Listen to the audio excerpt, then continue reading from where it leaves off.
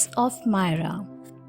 One day, Nicholas of Myra, who later became Saint Nicholas, heard that in a faraway town, people were suffering from hunger.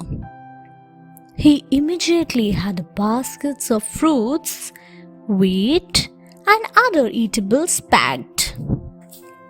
Then he and his servants started their voyage. When he reached the town, Nicholas knocked at a window. A child opened the door.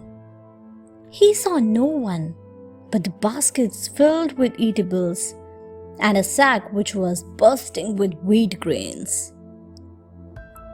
The people of the town were overjoyed to see the eatables.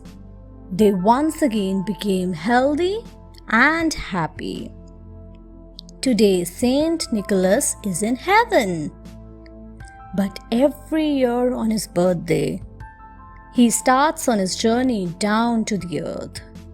The place where Saint Nicholas cannot go himself, he asks a good and pious person to go there and give the children living there apples and nuts.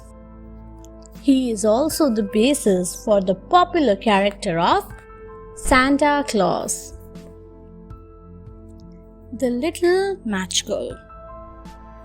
On a chilly day, a poor girl walked on the streets barefooted.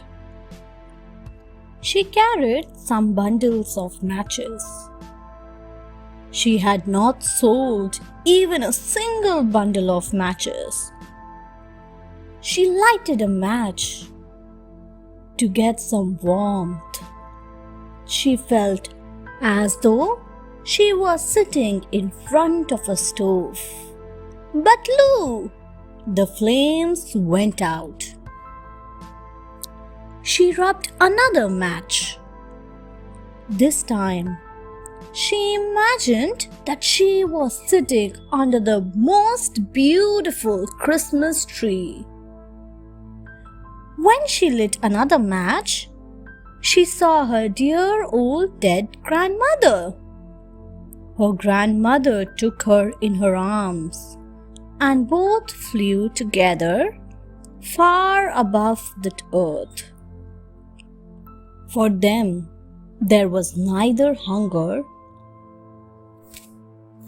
nor cold nor care. They were with God. But in the corner, in the morning, sat the poor girl frozen to death. No one imagined what sweet visions she had last night, or how gloriously she had gone with her grandmother to enter upon the joys of a new year. Santa Claus does not forget. Roger had a bad habit of forgetting. No matter how important, his answer always was, "I forgot." Now, Christmas was near. Roger made a list of things which Santa Claus would bring. Finally, Christmas morning came. Roger checked his stocking, but he was shocked. It held a little longer than the one he had made. Disappointed, he put it in his mother's hand. His mother opened the list. It was a list of all the errands Roger had been asked to do for 6 months. At the end was written, "I forgot." Roger kept sulking. Later, they all went to Grandpa's house. It was very strange to Roger, but on Grandpa's Christmas tree, he found everything he had written on his list. So, was he cured of his bad habit? No. But when his mother saw that he was not heeding, she would say, "Remember, Santa Claus does not forget. The lovely gifts. It was Christmas time. The elves discussed as to what to give Mrs. Claus. They thought of many things. Finally, an elf said, Mrs. Claus would like something that we have made ourselves. Let us all make her Christmas tree ornaments. All the elves agreed. This was their favorite work. They began to cut and paint and glue their creations. Bits of paper, glitter, and ribbon were all over the room. These are going to be the best ornaments ever, exclaimed one elf. Late Christmas Eve, the elves hung all the ornaments on a Christmas tree, specially for Mrs. Claus. It was the prettiest Christmas tree ever. The next morning, they all greeted Mrs. Claus. Merry Christmas!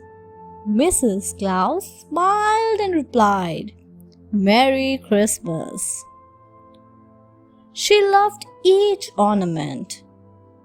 She said, These ornaments are so beautiful. They will always have a special place in my heart because you all have made them. Thank you. The dolls. Christmas was around the corner. At the North Pole, the elves had finished making gifts for all the boys and the girls. They were too tired. So they decided to go off to sleep. As elves were going, they heard some noises. They made their way towards the workshop. They peeped in through the window and shocked. There were dolls everywhere. They were singing and dancing. All kinds of dolls, small and big, were there.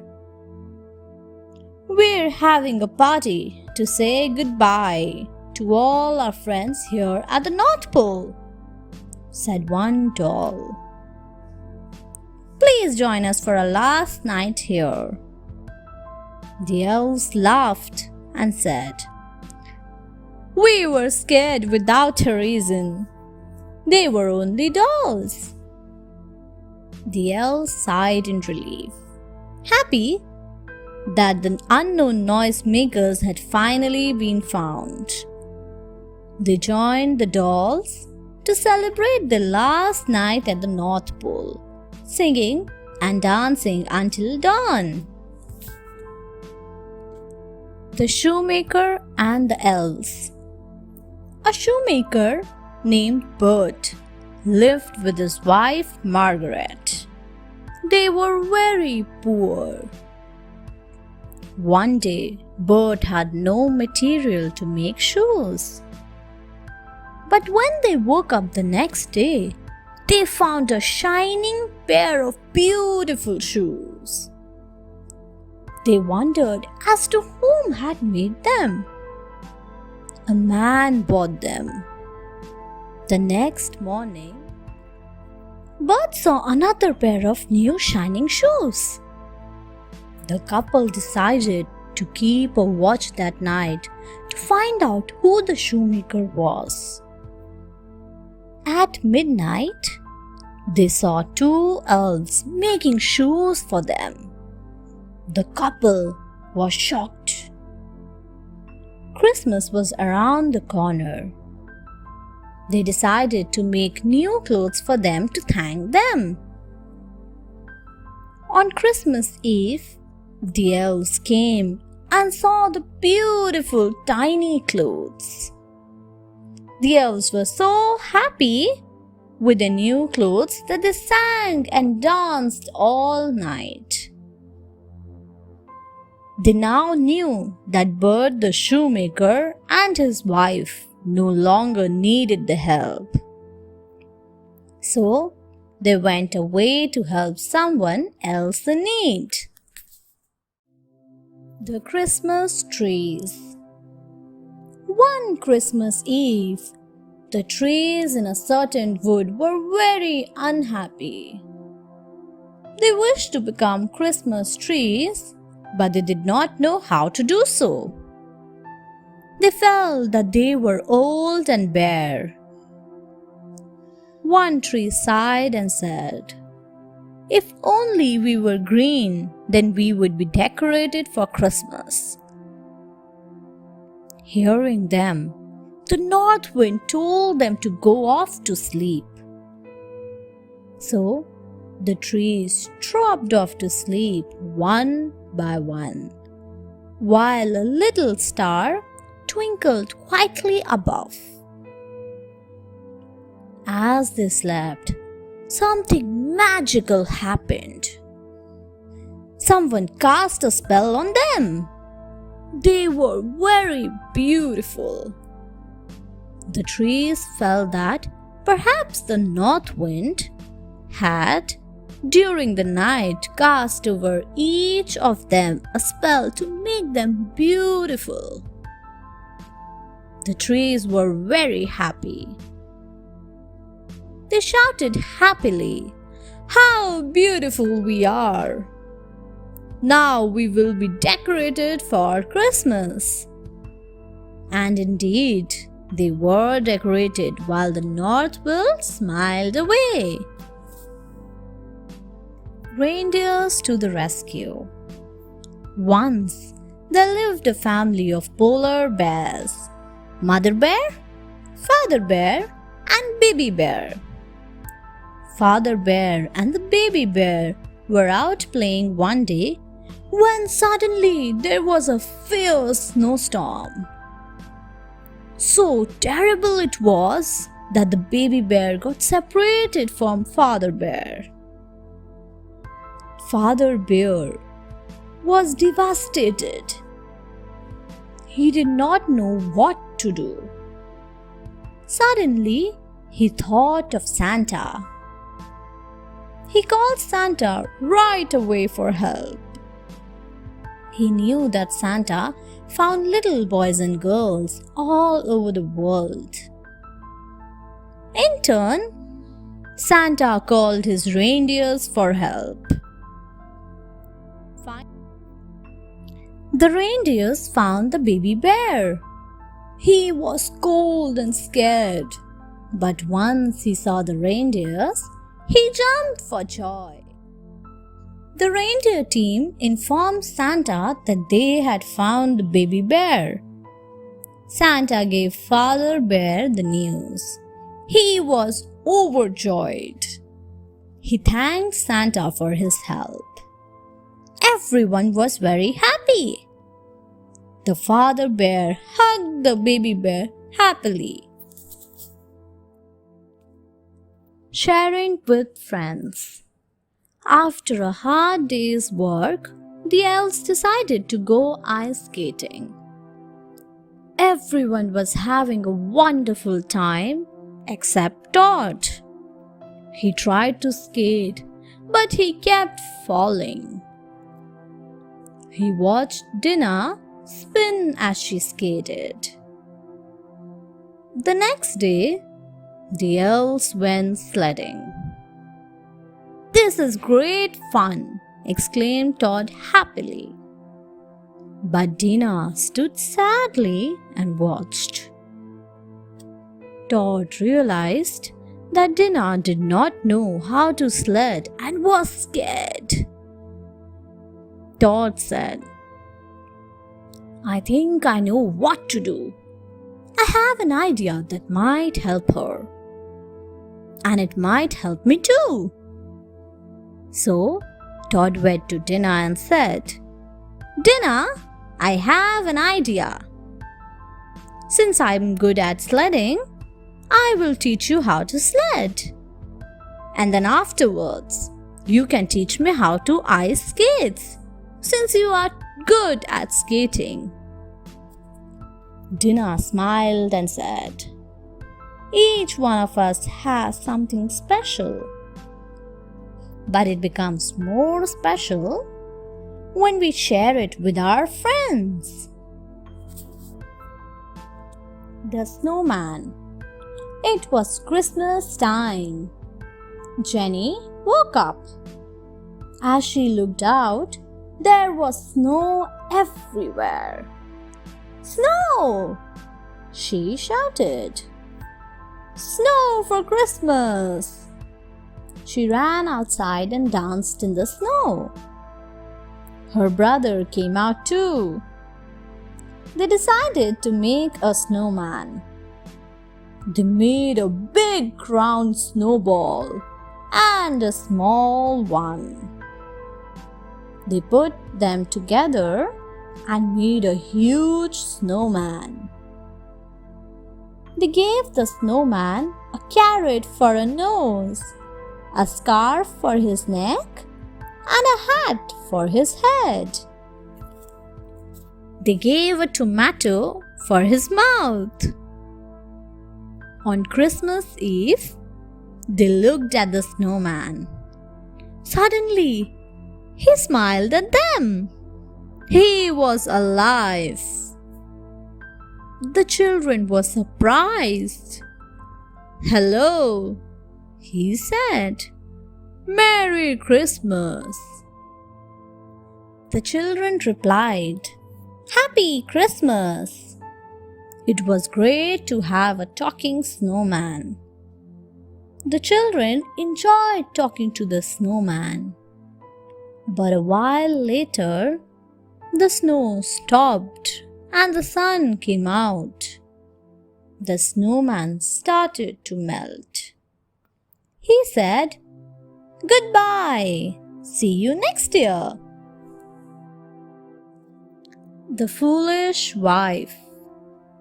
Once upon a time, there were a young couple. The husband was called Mike and the wife Peg. Peg was a bit foolish. One day, Mike said to Peg, "Christmas is coming. You must clean the house well." Silly Peg thought that Christmas must be a man. "Are you Christmas?" she asked all the people going by. One crafty man who was going down the street said that his name was Christmas. The silly wife gave him everything inside the house. When her husband Mike came to know of this, he was very angry. He said, "Be careful this time. Keep the pig for Christmas." Peg called the man who named himself Christmas and gave him the pig. When Mike came home and asked her about the pig, she said, "But you told me to give it to Christmas." He held his head in anguish and swore never to say anything to her. The Kind Animals. Winter had come. All the birds were scared. They were finding it hard to get food. With snow everywhere, there were hardly any seeds to be found. Now, there was one bird who did not give up. She set out to find food for herself. But she had not gone far when it started snowing heavily. The poor bird did not know what to do. She started shivering and thought, "What will I do?" Then she saw a farm. She went there and entered the barn. The bird was surprised. The pond was full of birds. The birds were feeding from the animals' troughs. One of them said, "Come and join us. The kind animals are sharing their food with us. This winter, we will not remain hungry." The bird's face lighted up. She thanked all the animals. The animals cried out, "You are welcome." This was the spirit of Christmas. The lovely gesture. The whole class was busy and joyful. The children were making decorations to put on the Christmas tree. They were happy because the Christmas tree was to be a surprise for Julie, who could not come to school because she was ill. On the day before Christmas, each child brought a small gift and hung it on the tree for Julie. At last, many gifts hung on a beautiful Christmas tree. The children were happy because they had done something to make someone else happy. Julie was very pleased when the Christmas tree was set beside her bed. She could barely speak out of happiness. She was happy because the boys and the girls had shown that they cared for her. Julie had missed them very much. She began to feel better right away because she was happy. She would never forget this special day. Christmas spirit. An old lady by the name of Mrs. Daisy lived in a village. Everyone knew her, for she was very sweet and friendly. One day, Mrs. Daisy went to the market to buy some eatables. She bought some eggs, bread, and tomatoes. Now, as she was returning from the market, she lost balance and her things fell down. Mrs. Daisy was confused. She did not know what to do. Then she started picking her things hurriedly. Suddenly, a girl came to help her. She had been watching everything. She helped her to pick the things up. Mrs. Daisy was extremely grateful to the girl. She thanked the girl for her help. The girl walked with Mrs. Daisy to her home back. Mrs. Daisy invited her inside. She served her tea and a wonderful cake. The girl was very happy. It was Christmas time after all. There was Christmas spirit everywhere. The old man's gift. Once there was an old man. He was all alone. But he was not lonely, for he had built a lovely birdhouse in his garden. The birds made the old man feel happy with their singing. During winter, the birds decided not to leave the old man in order to migrate.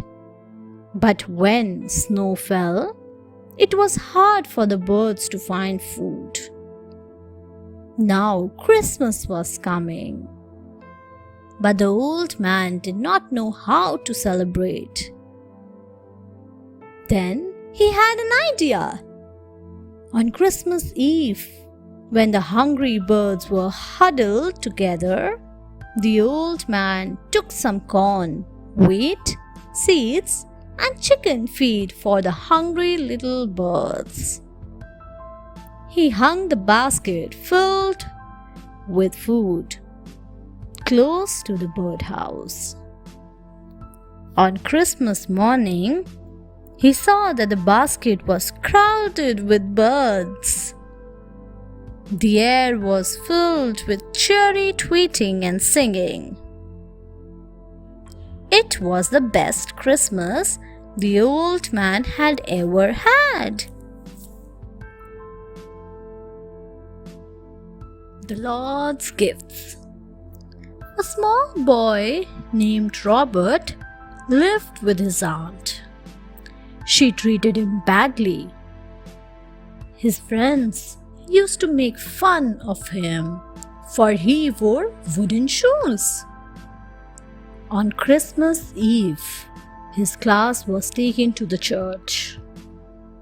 After the prayers, all the children saw a small boy with few clothes and bare feet sleeping on a bench, but none bothered to help him.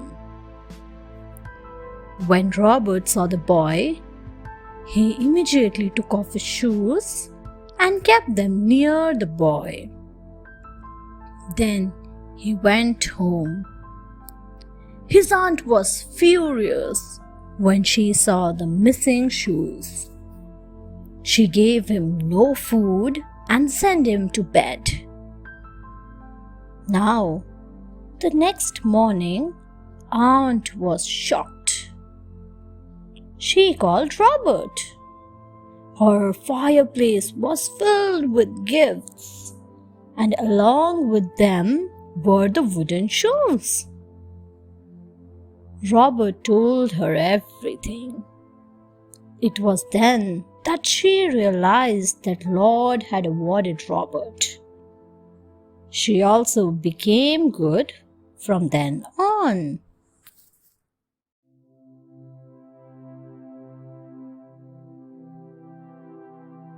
Kind Danny.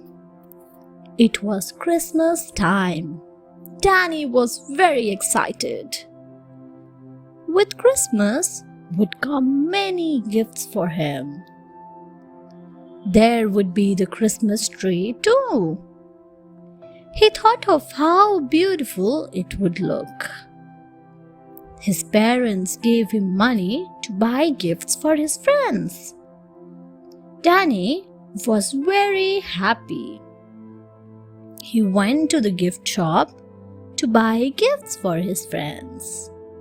While he was looking at the gifts, he heard a voice call him.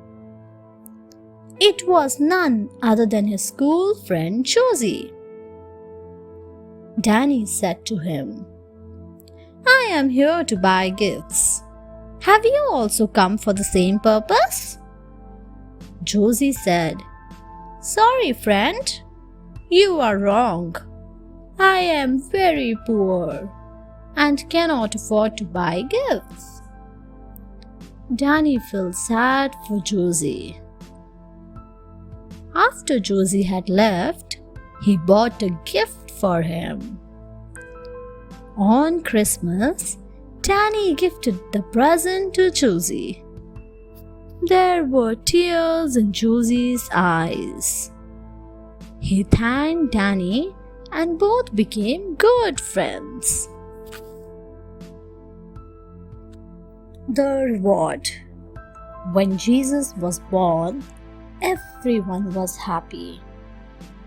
3 trees wished that they too might give presents to baby Jesus.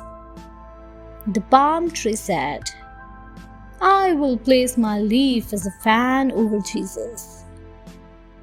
The olive tree said, "I will pour sweet smelling oil upon his head." "What can I give to Jesus?" said the fir tree, who stood near. "You have nothing to offer," "Your needles would prick him," cried the others. The fir tree was very unhappy. Now, the Christmas angel heard everything. He felt sorry for the fir tree. So he begged a few stars to come and rest upon the branches of the fir tree. They did so, and the fir tree shone suddenly with a beautiful light. And at that very moment, the Jesus opened his eyes, for he had been asleep. As the lovely light fell upon him, he smiled. The fir tree was rewarded for his gentleness. The best Christmas gift. It was Christmas Eve. Young Brad wished to gift a Christmas present to his sick mother. His father, it was rumored, had died in a war. Brad spent all his money on buying a shawl and cake. On his way back home, he saw some hungry children. Out of pity, Brad gave them the cake. Further on, he saw a shivering old man. Brad put the new shawl on him. Now he had nothing. Sadly, he went to the church. When the priest heard everything, he said, "Son, Christmas is not merely about cakes. The true spirit of Christmas is in giving and sharing. By helping the poor and the needy, you have served God." The next morning, someone knocked at the door. Brad opened the door and could not believe his eyes. Standing before him was his father. He hugged Brad tightly. Brad was too shocked. God had given him the best Christmas gift. The donkey and Santa. In a cold meadow stood a lame donkey. He felt lonely tonight, for it was Christmas Eve. He heard someone coming. It was Santa. The donkey saw the large sack at his feet. He offered to help Santa.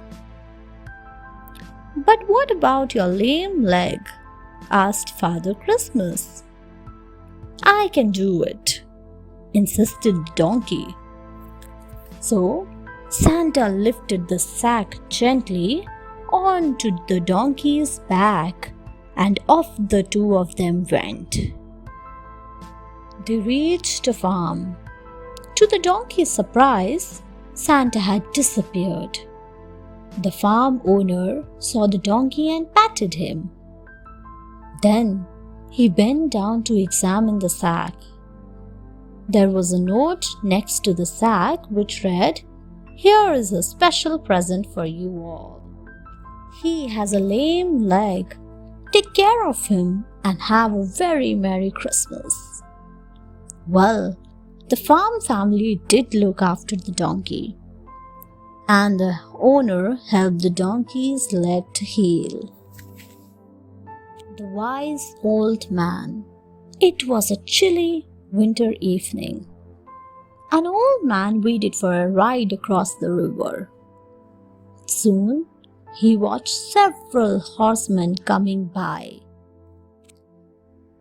He let the first one pass by, and then another. Finally, the last horseman came. The old man caught the horseman's eye and said, "Sir, would you mind giving an old man a ride?" The horseman replied, "Sure thing." The horseman took the old man to his destination. Then he said, "Sir, I noticed that you let several other horsemen pass by, without making an effort to secure a ride. Then I came up and you immediately asked me for a ride. Why? The old man said. I looked into the eyes of the other horseman and immediately saw there was no concern for my situation. But when I looked into your eyes, I saw kindness and compassion. The horseman was impressed by the old man's words. The boy's kindness. It had snowed hard. Pete and Rod, who were visiting Granny for the Christmas, had to stay in the house all day. But the next morning, the sun was shining brightly. They were soon out in the snow. And what a fine time they had! When Granny called them in for lunch, they wondered how the time had flown since breakfast. After lunch, Pete was looking out of the window. He saw some birds cuddled up on the branch of a tree. He called his brother, Rod, and said, "See those poor little birds. They look half frozen and so hungry." "Poor little things," replied Rod. "Let us get some food from Granny and throw it out to them," said Pete. "Perhaps they will find it." The little birds were soon chirping and flying about merrily. Pete said, "It sounded as if they kept saying, 'Thank you,' and indeed they were." The best Christmas surprise. A little boy and his grandmother came to see Santa. The boy showed a picture of his sister, Gina. The grandmother said, "She is sick. Is there any way, Santa, that you could come to see her?" So Santa went to see her in the hospital. The room was full of her family. Santa entered the room, blowing a hearty "Ho, ho, ho!" "Santa!" shrieked little Dina. Weakly, Santa rushed to her side and gave her a warm hug. He and Dina began talking. Santa prayed for her and her family. Then he went away. A year later, Santa was back. Suddenly someone said, "Hi, Santa. Do you remember me? You came to see me in the hospital last year." Santa's jaw dropped. "Tina!" he exclaimed. He scarcely recognized her. She was much different from the little girl he had visited just a year before. That was the best Christmas ever for Santa Claus. The magic tray. A boy lived with his aunt and uncle. His parents had died long ago. Sadly, his aunt did not give him good food to eat. On Christmas, the aunt made lots of dishes, but she did not give any of the dishes to the boy. She and her husband enjoyed the feast. That day, the boy cried a lot and slept. In his dream, he saw a fairy. The fairy said, "Do not worry, my child. In the morning, you will see a small tray near you. Whenever you want to eat anything, just wish for it, and it will appear on the tray." The boy was very happy. In the morning, he saw the tray and ate wonderful food. He also shared the food with his aunt and uncle. His aunt was touched by the boy's kind act. She was ashamed for her bad ways. She took good care of him after that day. Hicks the Elf. Once there was an elf named Hicks. He would get very nervous around Christmas time. He tried to be just too perfect in toy making. He never thought that the toys were good enough for children. Nothing seemed to be going right or perfect. The time for the delivery of the presents were getting closer. It was beyond anybody's understanding why Hicks was getting so panicky. Then one day, Santa found out what the problem was. He decided to solve it. Hicks needed to feel that he was special. So, Santa assigned him his own project.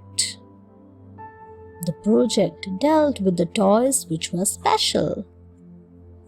These were the toys that were broken and needed to be repaired with love.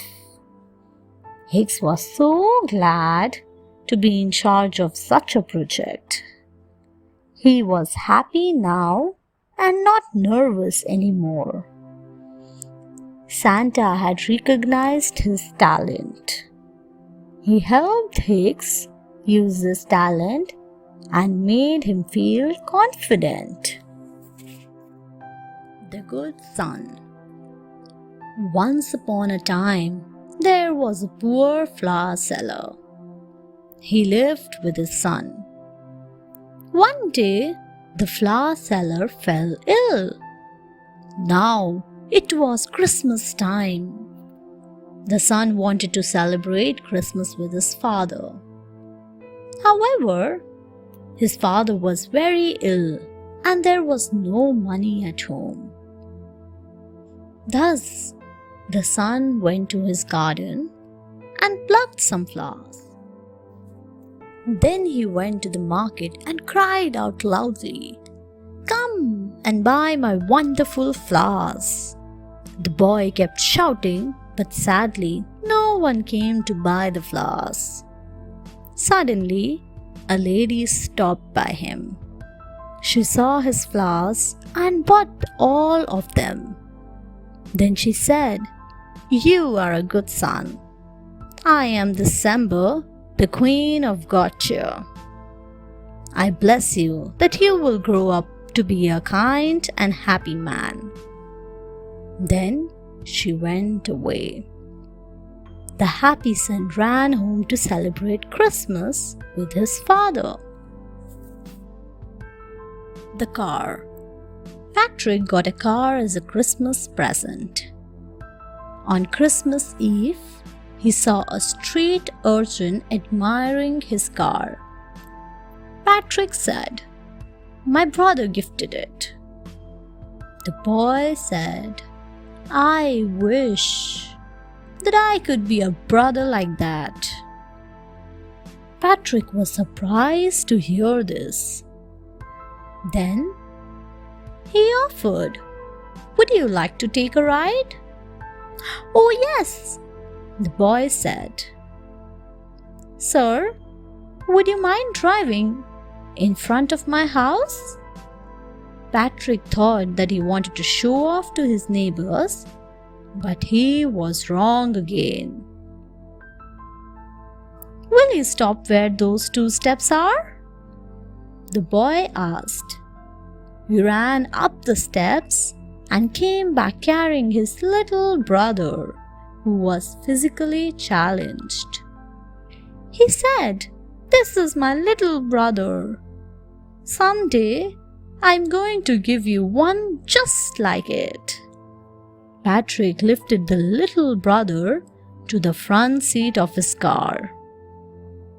His big brother climbed in beside him, and the 3 of them were off for a great ride. The geese in the storm. Once, a man did not believe in God. His wife, however, was a believer. On a snowy Christmas Eve, The wife was going to the church, but the man refused. A while later, there was a snowstorm. The man heard a loud thump. He went out to inspect. He saw a flock of wild geese caught in the snowstorm. They were lost. The man wanted to help them. So, he opened the barn doors and waited for them to enter. But the geese did not come. He thought, if only I were a goose, then I could save them. Then he had an idea. He got his own goose and released it. His goose flew through the flock and went straight into the barn. The other geese followed it to safety. The man realized, this is what God does. We are like the geese who are lost, but He shows us the way. Colored lights at Christmas. A little angel who couldn't see, hear, or talk very well approached God. She said, I have been trying to know where my parents live. There are beautiful flowers in their garden. I'd like to go down for a closer look. God knew that it was winter, so He said, there are no flowers. The girl, due to bad hearing, heard, there's no flowers. She said, they are beautiful. When God looked down, He realized that what looked like flowers was actually the light coming through the stained glass window of the church next to her parents' house. He told her that she could go no farther than the top of trees. He told His followers to make colored lights shine in the snow from then on. This is why colored lights are put at Christmas. Angels come to the top of trees to look at them and be close to their families. The Sweet Boy. Once, a boy lived with his grandparents. They were very poor. The boy was excited as Christmas was around the corner. Since there was hardly any money, the boy decided to work. He started grazing the neighbor's sheep after school. Thus, he collected some money by Christmas. He bought for his grandmother a woolen stole and his grandfather a pair of woolen gloves. Then, he bought some delicious cakes and sweets for them. On the way, he met some hungry orphans. He happily gave away the sweets to them. When he reached home, he only had the cake with him. He shared the cake with his grandparents. He gifted them the stole and the gloves. The grandparents were very happy. They blessed the boy. At night, as the boy slept, angels filled his house with delicious food and riches. God blessed him indeed for being the kindest person on Christmas and taking care of his grandparents. The Impatient Girl. Once, a girl named Irene lived with her parents on a big farm. Her father gifted her a lovely pony on Christmas. She was extremely happy. She wanted to ride. But her father warned her, saying, "The pony is naughty. Do not ride him alone. Also, you are not a good rider as yet. I promise I will take you for a ride tomorrow." Irene was impatient, but she did not say anything. When everybody was asleep at night, she quietly went to the stable. Then she took the pony out and tried to ride him. But the unfriendly pony kicked her hard as she went to sit on him. Irene fell on the ground. She started crying. She had broken her leg. Now she could not ride the pony for the next 3 months. Irene was ashamed that she had not listened to her father. Her Christmas was spoiled. He went to the church and cried before the law, "Please save my mother, Jesus." Just then he heard a voice, "I can help you. Take me home." Bert looked around. It was a magic needle. He understood that Jesus had heard his prayers. Bert ran home with the needle. The moment he threaded it, the needle jumped about and stitched all the clothes. It created many beautiful dresses.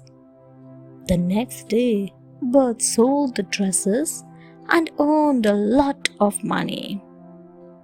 Then he bought medicines for his mother. With the passage of time, she recovered well. Bert's prayer on Christmas had been answered. The magical needle. Long, long ago, there lived a mother with a son. Boot. The mother stitched clothes for people. One day, she fell ill. The doctor said that the medicines could cure her. However, the medicines would cost a lot of money. Poor Bert felt helpless. He did not know where to get the money from. On Christmas Eve, the flowers. A little boy had no money to buy his mother a Christmas gift. But he was lucky as he found a dime on the road. He saw a flower shop and asked the owner if he could buy a flower. The owner surprised him by bringing 12 red roses. "That will be a dime, young boy," the shop owner said. The boy quickly took the roses and gave the money. The shop owner told his wife, "A strange thing happened this morning. I heard a voice telling me to set aside a dozen of my best roses. So I set them aside anyway." Then just a few minutes later, a little boy came into the shop and wanted to buy a flower for his mother. With one small dime, I gave him the flowers. The Doll House. Once, there were 2 brothers named Joe and Phil and a sister, Gracie. On Christmas Eve, Joe asked Gracie, "What do you want for Christmas?" "A dollhouse," Gracie replied. Joe went to the toy shop. He asked, "How much does the dollhouse cost?" 10 pennies, replied the shopkeeper. Joe had only a penny, so he bought a candy instead. He put it in Gracie's stocking. Later, Phil checked Gracie's stocking. He took the candy and ate it. But later he felt bad. He decided to buy something for Gracie. He had 10 pennies. "What can I buy for 10 pennies?" he asked the shopkeeper. "You can buy this doll house," the shopkeeper replied. So, Phil bought the doll house. The next morning, Gracie was thrilled to find the doll house. Everyone had a wonderful Christmas, but Joe always wondered how his candy had turned into a doll house. Naughty Gina. There were two sisters, Beth and Gina. Beth was the elder of the two. Gina used to fight a lot with Beth. One day, Mother said to Gina, "Santa is watching and he is unhappy when he sees children argue and fight." Then she dialed a number saying, "I am calling Santa to tell him about your bad behavior." In fact, she was calling a friend. She told him about Gina's behavior. Gina was shocked when Mother said, "Santa wishes to speak to you." Santa, her mother's friend, explained to Gina how there would be no presents on Christmas for the children who fought with their sisters. He would be watching closely. Gina nodded to each of Santa's remarks and then silently hung the phone up. After a short while, Mother smiled and asked, "Gina, what did Santa say?" Gina replied sadly, "Santa said that he would not be bringing any toys for Beth this year." The priest's wish. A priest had adopted a little boy as a son. One day, the priest found his son playing with a statue of the child Jesus. The sculpture had somehow come alive. The priest said to the son, "When you meet your friend again, will you ask him if I shall go to the glory in heaven when I am dead?" The son came back and said, "He said that you will not, because you have neglected your father and mother." Hearing this, the priest brought his parents to where he lived.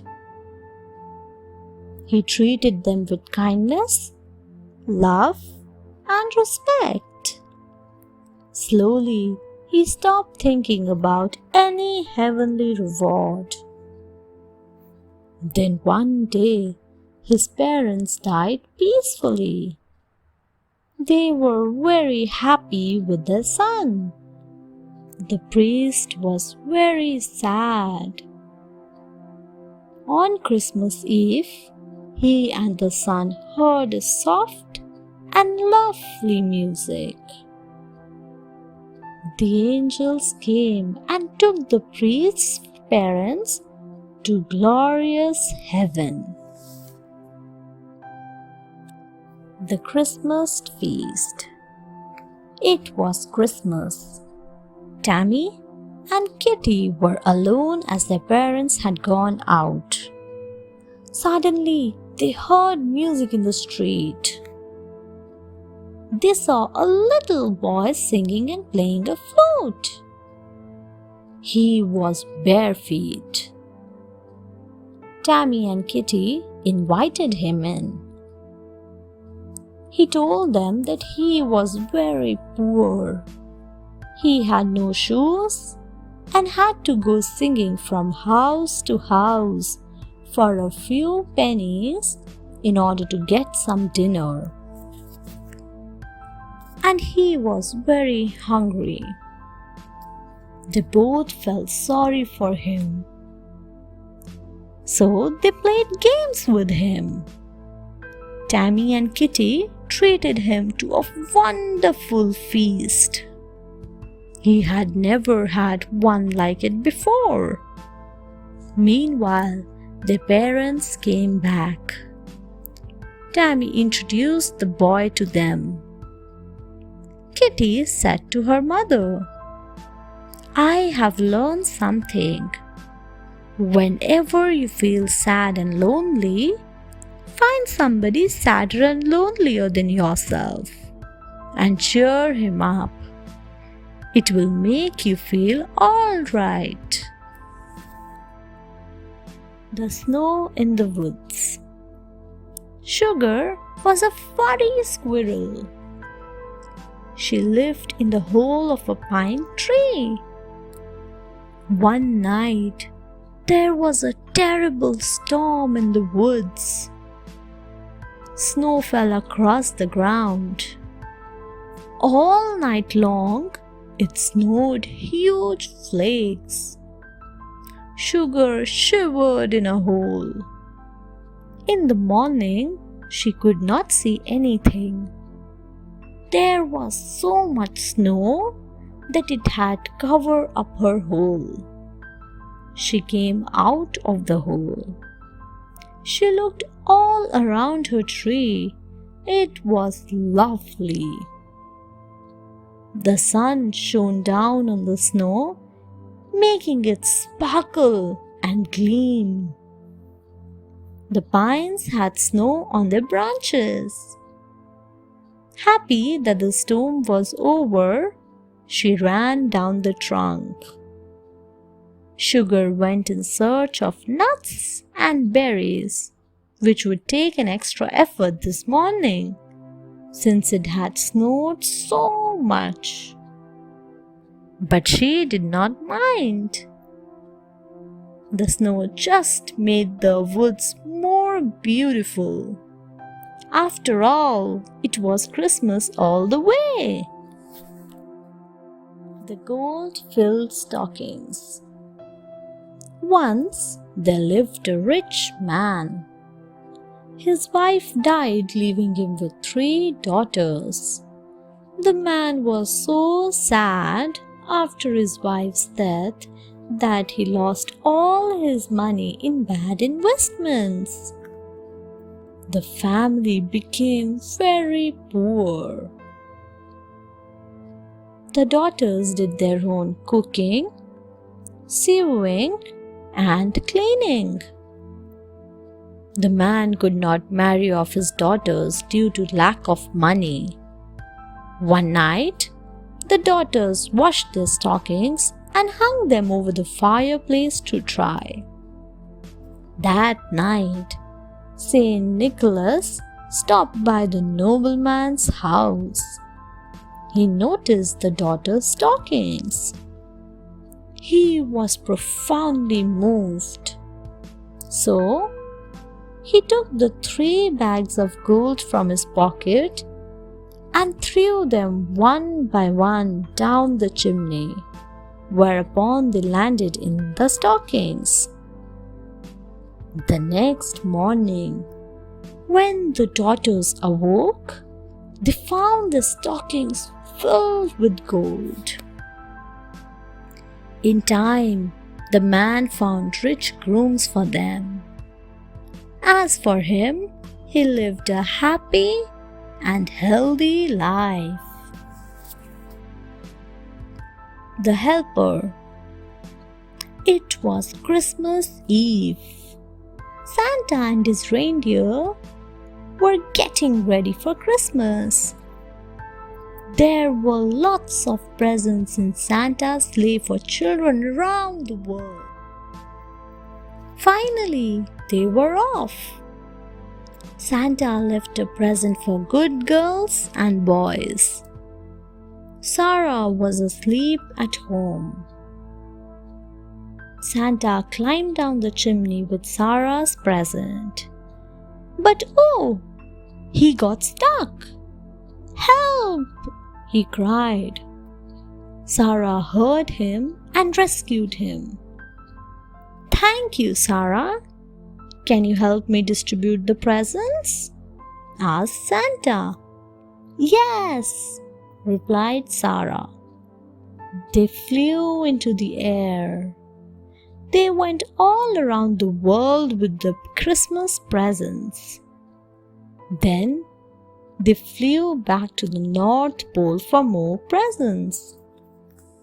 Santa's toy factory was very busy. Sarah loved the toy factory. As it was snowing, Sarah had a fun time throwing snowballs. "Thank you, Sarah. Here is a special present for you," said Santa, taking out a big box from his bag. Sarah replied, "Thank you, Santa. See you next year." God sends help. It was Christmas time. A woman was very poor. She was very unhappy, for she had no food to eat. She had no children. Her husband had also passed away. On Christmas Eve, she visited the church. She shared her grief with God. Then she returned home. Now, one day, a little parrot flew into the woman's room from the window. She was surprised to see the parrot, as she knew that it belonged to her neighbor. The woman thought they must be looking for it. Thus, she took the parrot back to its owner. The owners were very happy to have their parrot back. They were overwhelmed by the poor woman's honesty. They asked her to be their children's nanny. In return, they gave her a room to stay and paid her handsomely. The woman was very happy. She thought of God and her conversation. God had sent help to her. The three dolls. It was Christmas Eve. Santa took off to give gifts to the children. Mrs. Santa discovered that Santa had forgotten 3 dolls. She decided to give the dolls herself. So, she sat on a reindeer and took off. Mrs. Santa kept looking down in each chimney. She came across a stocking which only had an apple. So, she dropped the beautiful doll into the stocking. Then, she came to another house. There was no stocking here.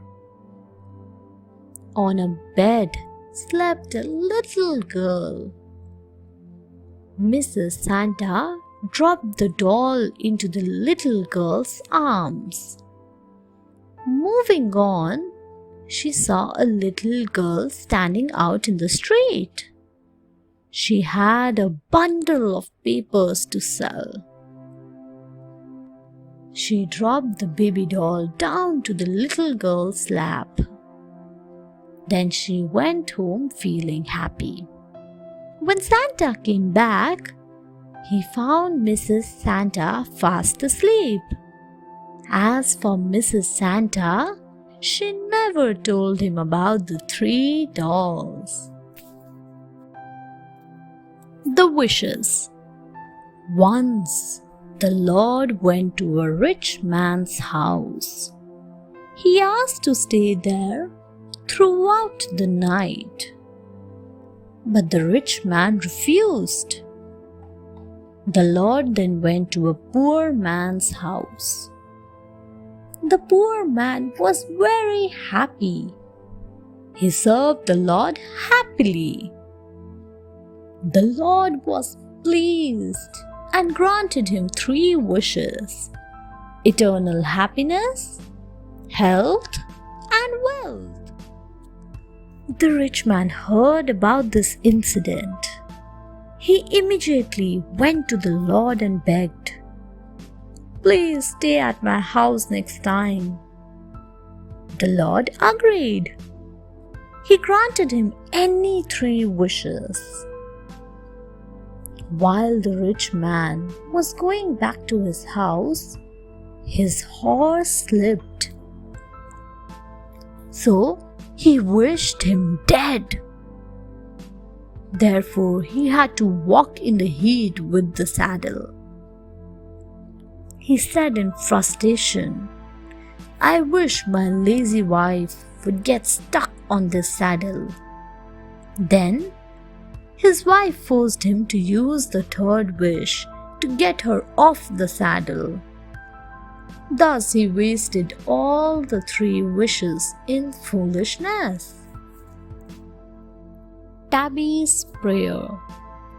A little girl named Tabby lived with her parents. Her father was a thief.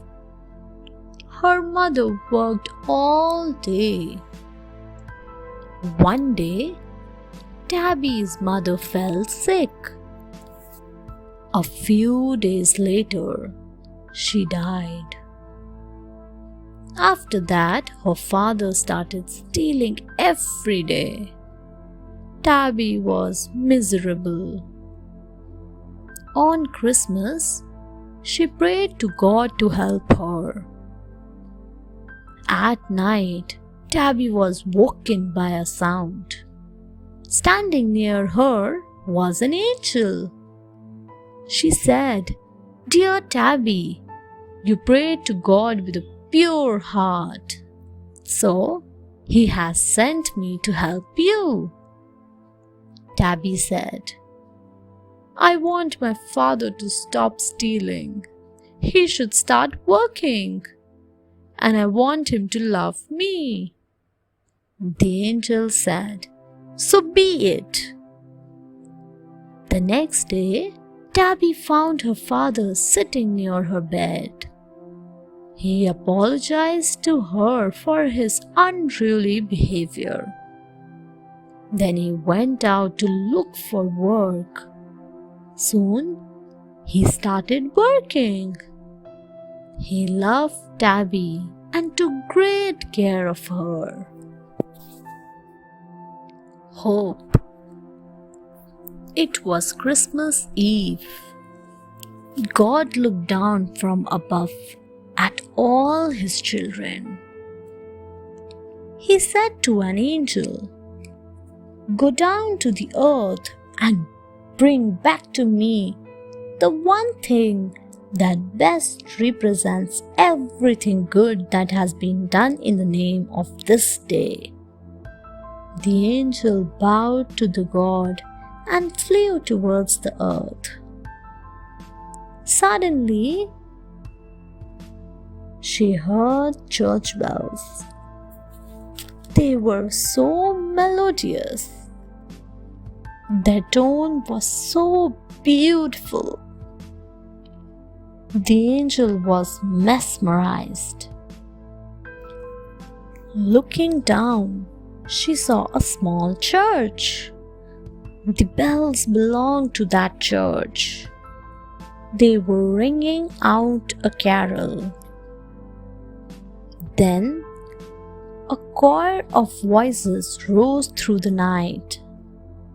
Enchanted by the music of what she was hearing, the angel found herself listening until the song finished. The angel was delighted to hear these sounds everywhere, from cities to the smallest villages. And any place where she heard these songs, she found hope in the hearts of men. The lovely doll. A man went to a store. he saw a little boy holding a lovely doll. The man asked, "Are you going to buy this doll?"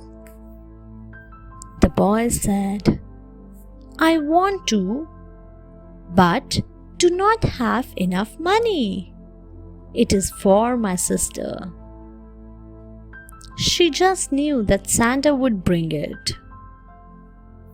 The man said, "Maybe Santa is going to bring it." The boy said, "No, Santa can't go to where my sister is.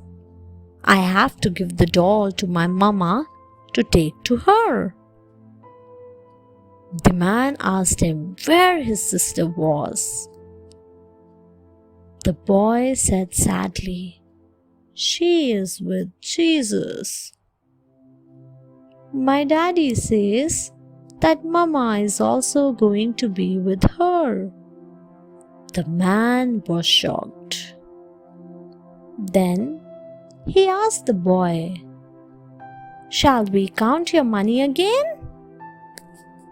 The boy said yes.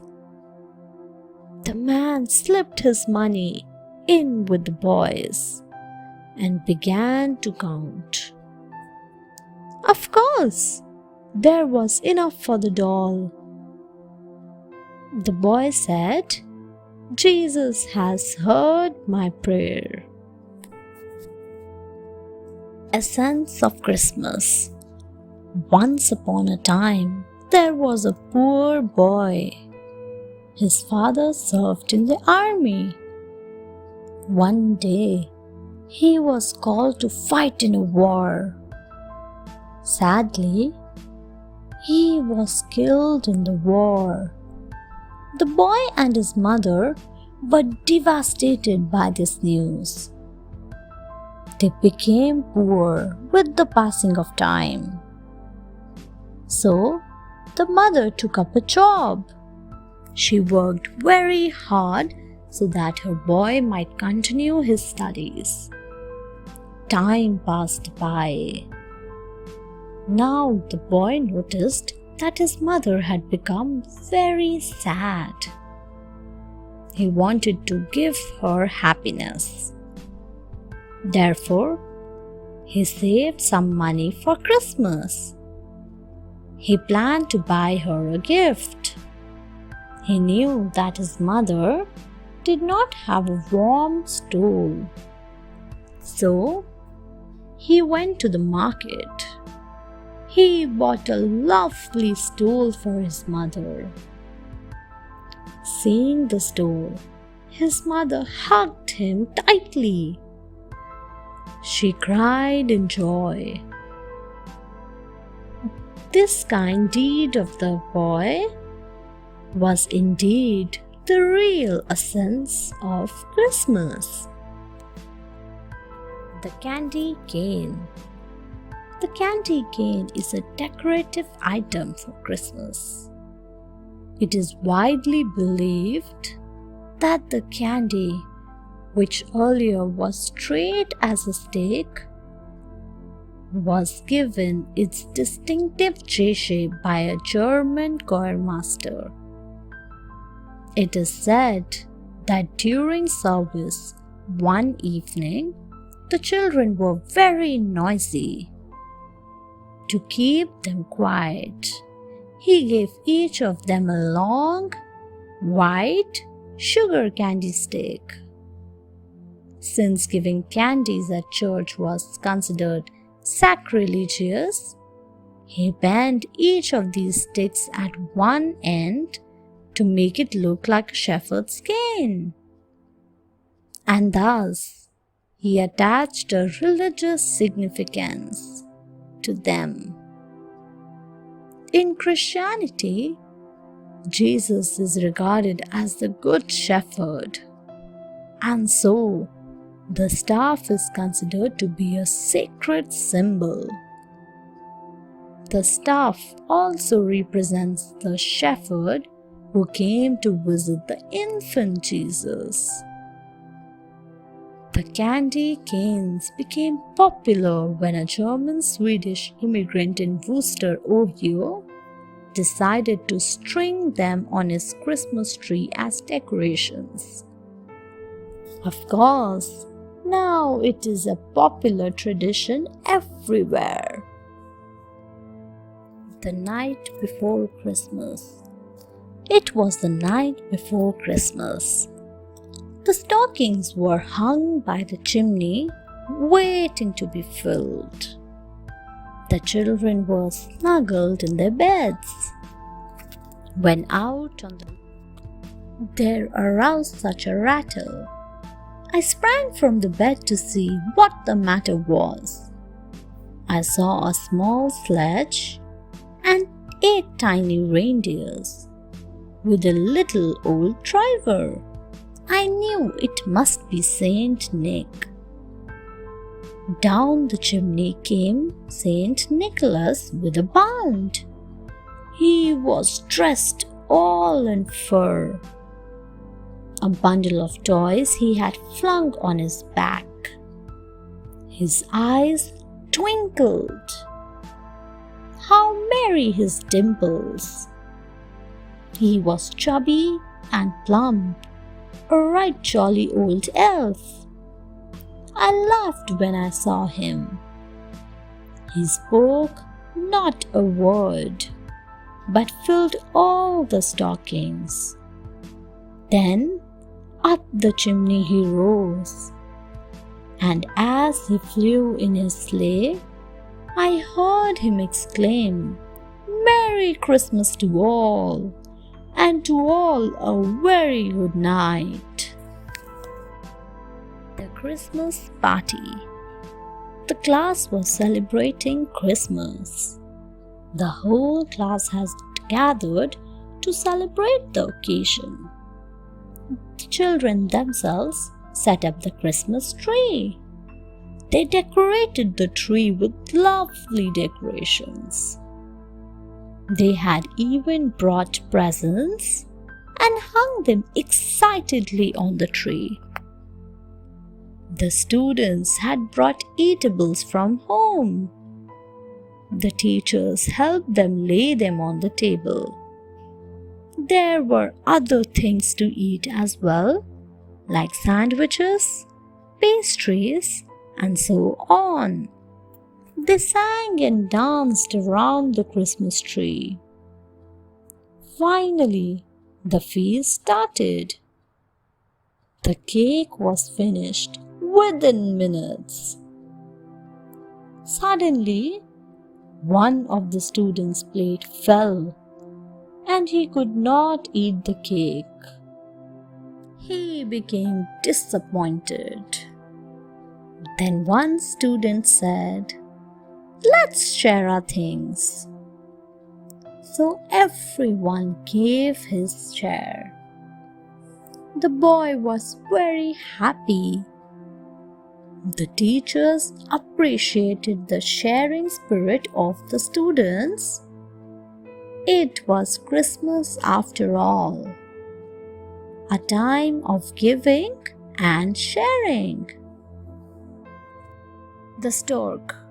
Many animals and birds had come to see the baby Jesus in the stable. Some animals knelt humbly beside the infant. Among them was a long-legged stork with white feathers. He was moved by the sight of the baby Jesus lying in the straw with no pillow to rest his head. The bird had nothing to offer, but his true empathy for Jesus made him give the ultimate gift to him. He pulled feathers from his plumage and gave them to the baby to be used as a pillow. This was the best pillow that the baby could ask for. Infant Jesus smiled with overwhelming gratitude and blessed the stork with undying glory. Even today, Storks are a symbol of birth and are considered indispensable to baby showers. If one spots a stork flying or on the roof of a house, it is considered lucky, as it is thought as the patron of babies. The beggar. Once there was a church in a village. The father was a good soul. He gave good sermons. He told the people about the ways of reaching God. Anne visited the church quite often. She often spoke to the father for long hours. She discussed various religious matters. On Christmas Eve, Anne told the father, "I pray regularly to God. Also, I do a lot of charity. I show people the right path." One day, the father decided to test her. He asked the beggar to seek alms from Anne. So, the beggar asked Anne for some food. But she did not bother and entered the church. The beggar followed her and begged again. Anne got irritated and asked the beggar to leave her alone. She told him to get out of the church. Now, the father came out and said, "Anne, you can never reach God if you are cruel to others." Anne was ashamed of herself. Wonderful gifts. Christmas was approaching. There was snow everywhere. The houses were filled with Christmas spirit and decorations. The air was filled with a rich aroma of Christmas eateries. A little boy anxiously waiting for his Christmas gift. Suddenly, there was a knock at the door.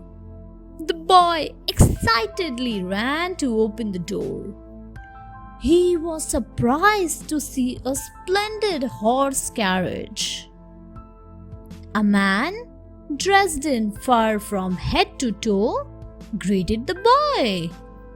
The boy asked, "Are you Santa Claus?" "No, I am not Santa. I am January. And I have gifts for you." January pulled out several gifts from his bag. He handed them over to the boy. The boy was extremely happy. He thanked January happily. January thought, "Well, I have begun this new year happily." He continued his journey further on. Meanwhile, the boy ran inside screaming, "I have my gifts!" He excitedly showed his family the wonderful gifts. The pheasant's feather. Janice asked her father to help her make a Christmas gift for her mother. "Why don't we make a collage of things like pine cones, seeds, acorns, feathers, and leaves? You know how much your mother loves nature. I have a box full of these." He emptied the box, which had acorns, pine cones, and seeds. "What's that?" Janice asked, pointing to a few long, brownish red feathers. Her father remembered. "It is of a pheasant whom I had freed. It was all caught up in some netting. I cut the netting off. I'll never forget the look in that bird's eyes when it felt the string being taken off. It flew into the air. I felt happy because I'd saved its life. Janice's father had tears in his eyes. Lucky pheasant. Can I have one of them to keep? That night her father saw the pheasant's feather lying on Janice's pillow next to her face. The Christmas rose. Everybody was coming to see his new savior. Each of them bought him all kinds of gifts. A shepherdess, being poor, had nothing to offer to the child. She started weeping. Earlier, she had searched for flowers but found nothing in the snow. An angel was watching over her and knew about her unsuccessful search. He took pity on her. He decided to help her with a little miracle.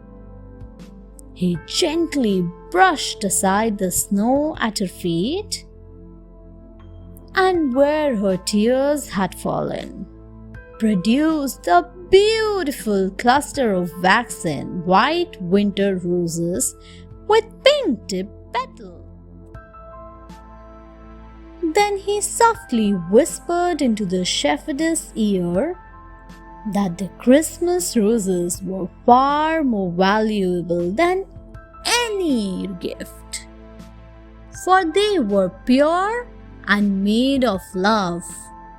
The shepherdess joyfully gathered the flowers and offered them to the holy infant.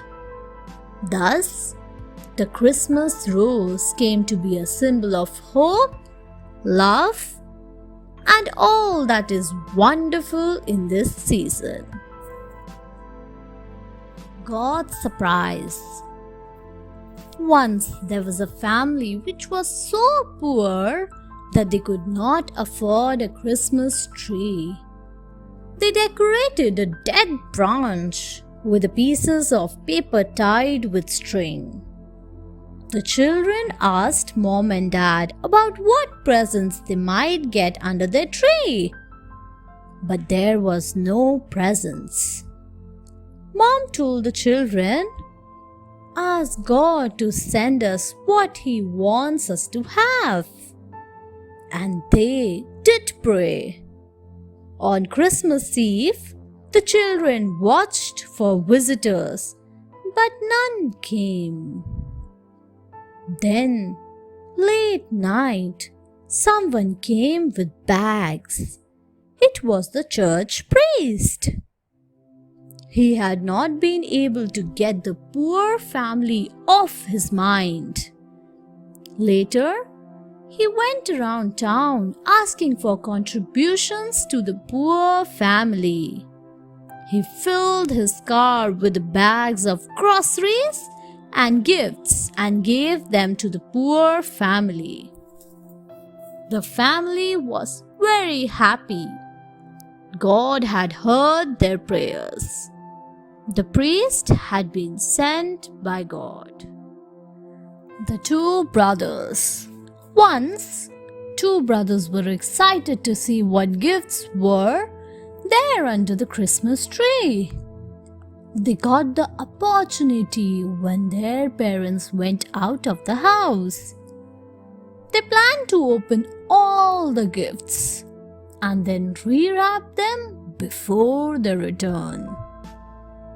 They made a pact never to tell a soul.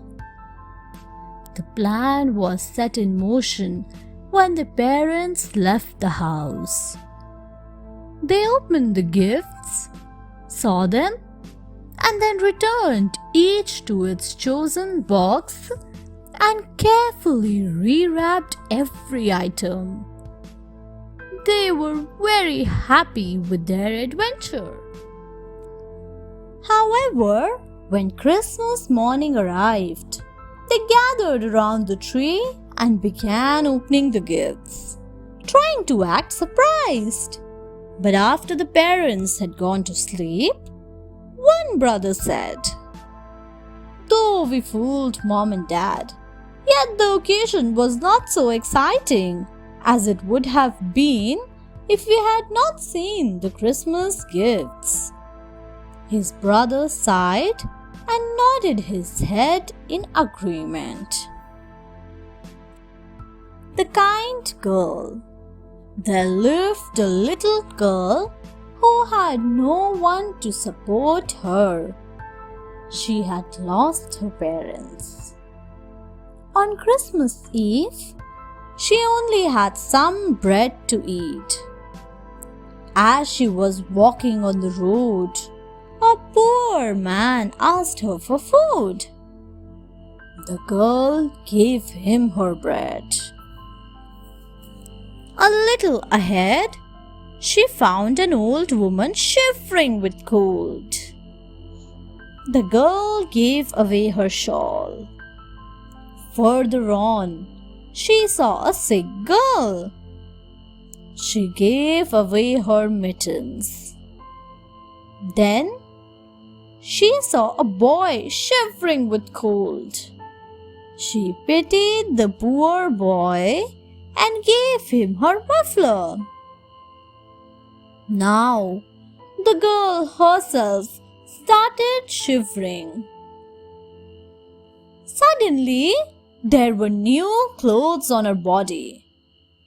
God had been looking at the kind-hearted little girl. There was a shower of gold coins from the sky as well. The girl cried with joy and thanked God for looking over her. She celebrated Christmas in a big way by inviting the poor to her house.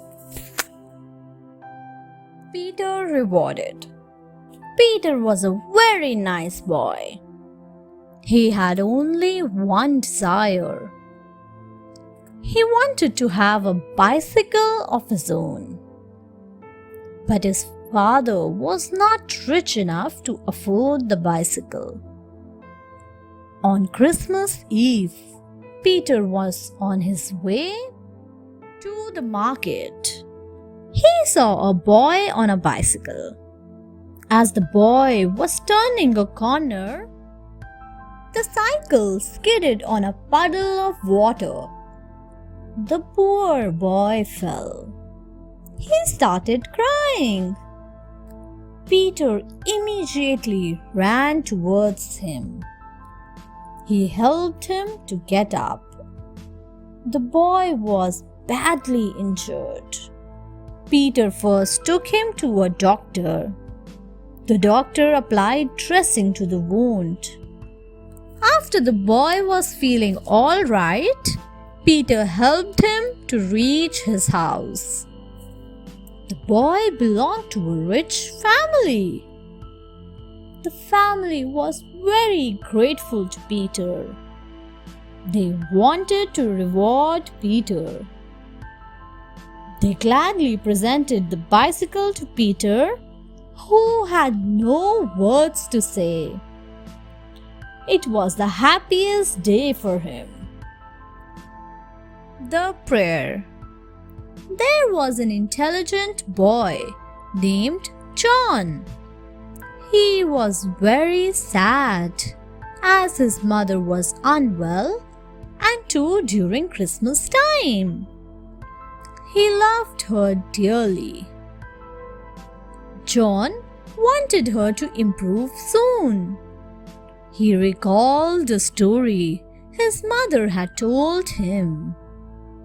In that story, a little boy had scraped the rust from the church bell so that his mother might recover from an illness.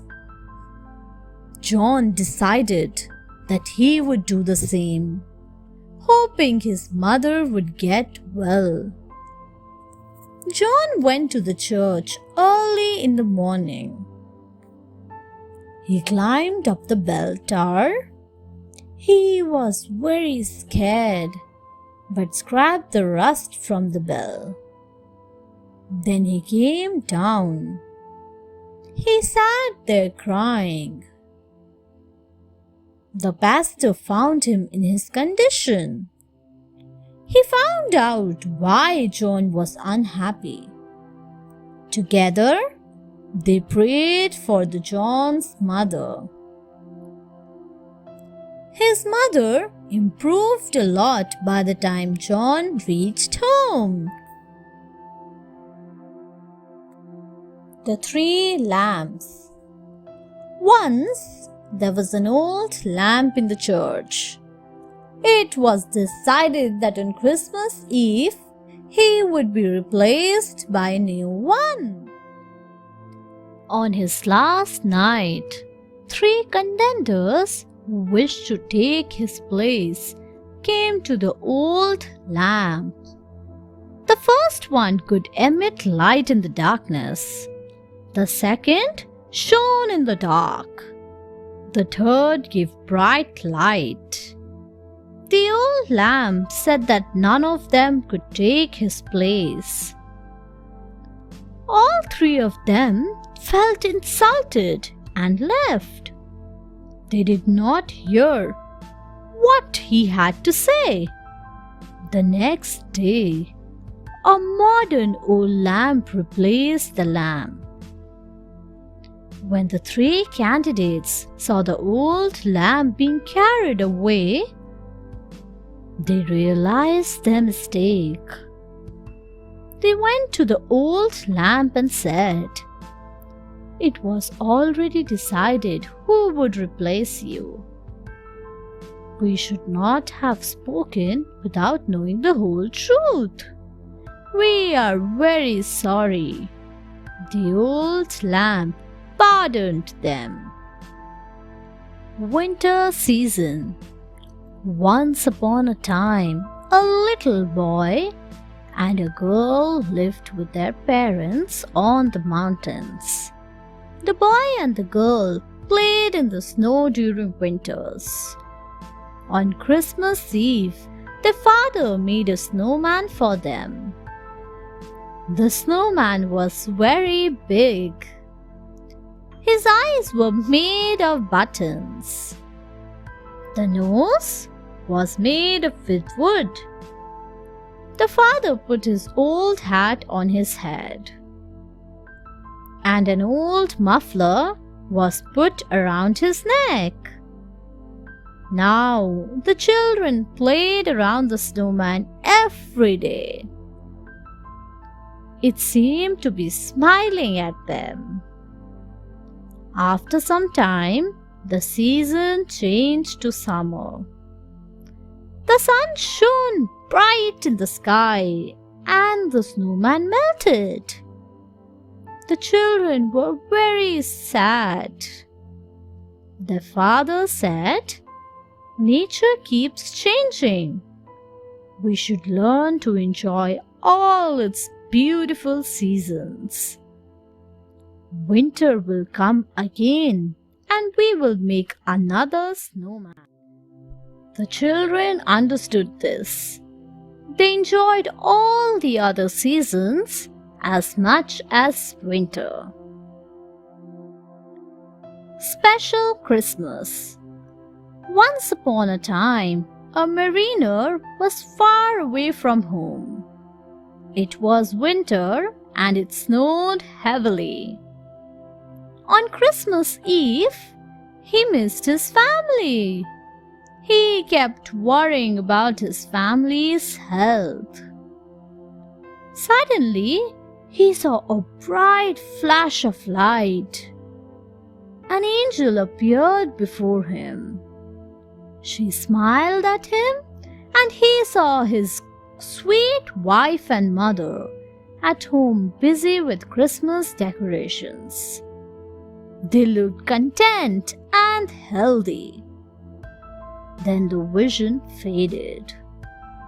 The angel also disappeared. The mariner smiled and went off to sleep. In his home, His mother and wife also saw a light through the kitchen window. There stood an angel. Then they saw a picture. It was the mariner, sleeping and smiling as if dreaming. A letter was kept near his pillow. The next day, the wife received his letter. The angel had brought the family close. For them, the Christmas Eve had turned out to be very special. The three sisters. Once there were three sisters named Beth, Dina, and Jenny respectively. Beth was the oldest. She was very wise and mature for her age. She always knew what was best for her and for others. She took loving care of her sisters. Now, Christmas was around the corner. The three sisters wanted to give something to their mother for Christmas. What should we give mother? Asked Dina. Beth kept thinking. She did not say anything. She was in deep thought. Lola asked, Beth, what do you think? What should we give her? Beth said, I think mother once said she needed a new sewing machine. So the girls broke their piggy banks and bought a new sewing machine for their mother. Beth had its gift wrapped too and tied a ribbon around it. When they gave the gift to their mother, she had tears of happiness in her eyes. She was very proud of her daughters. First snow. It was winter time, so there was snow everywhere. The birds and the beasts were excited, for Christmas was on the way.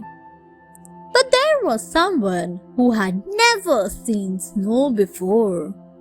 It was a 5-month-old dear Dab. He had hardly seen the world. It seemed there was a white carpet everywhere.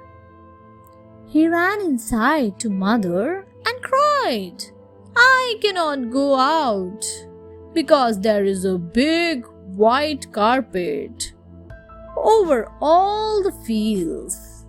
Mother laughed and said, It is just snow. Do not be afraid. Dab said, Can't you come with me? Mother said, I have to work in the house. Ask your friend. So Dab put on his woolly coat, scarf, and shoes.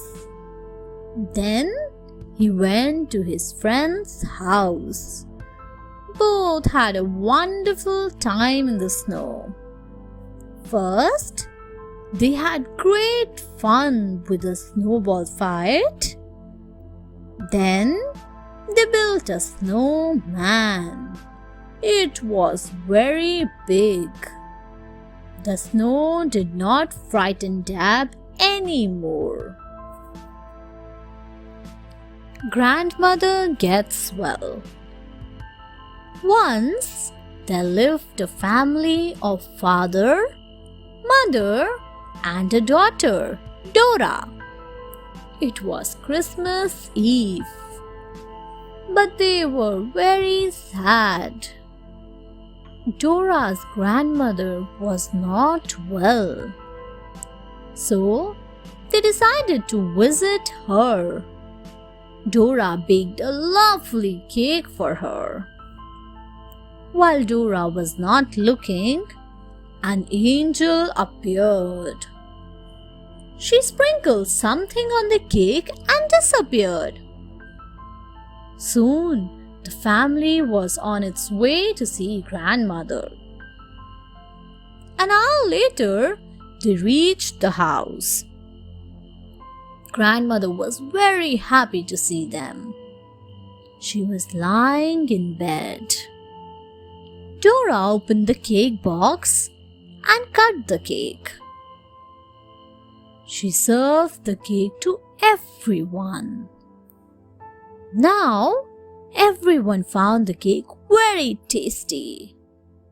But for grandmother, it was like medicine. As soon as she ate it, she felt well and good. She got up from bed.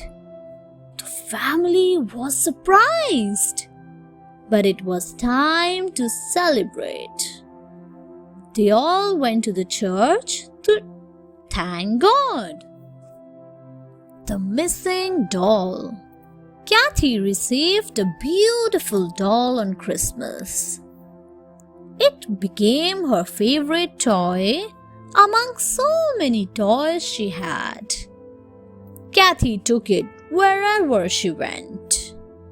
One day, Kathy was playing outside with her friends. She showed off her doll to everyone. After a while, they made a wonderful snowman. Then, they went on their sledges, throwing snowballs and making slides. Later, they all went home. Now, Kathy realized that a doll was missing. Where did she keep it? She could not remember. She became worried. Everyone looked for the doll. They searched high and low. Not a corner was left. Then they went outside. Suddenly, Father found the doll. It was resting peacefully in the arms of the snowman. Kathy remembered having kept the doll there while they were playing with the snowman. What a relief it was! It seemed that the snowman too heaved a sigh of relief. Baking on Christmas. It was Christmas Eve. Nona and her friend, Kylie, had finished decorating the Christmas tree. Having nothing else to do, they started playing together. After a while, Nona exclaimed, "We've been playing with our dolls for over an hour. Now, I want to do something different." "I do too," said Kaylee.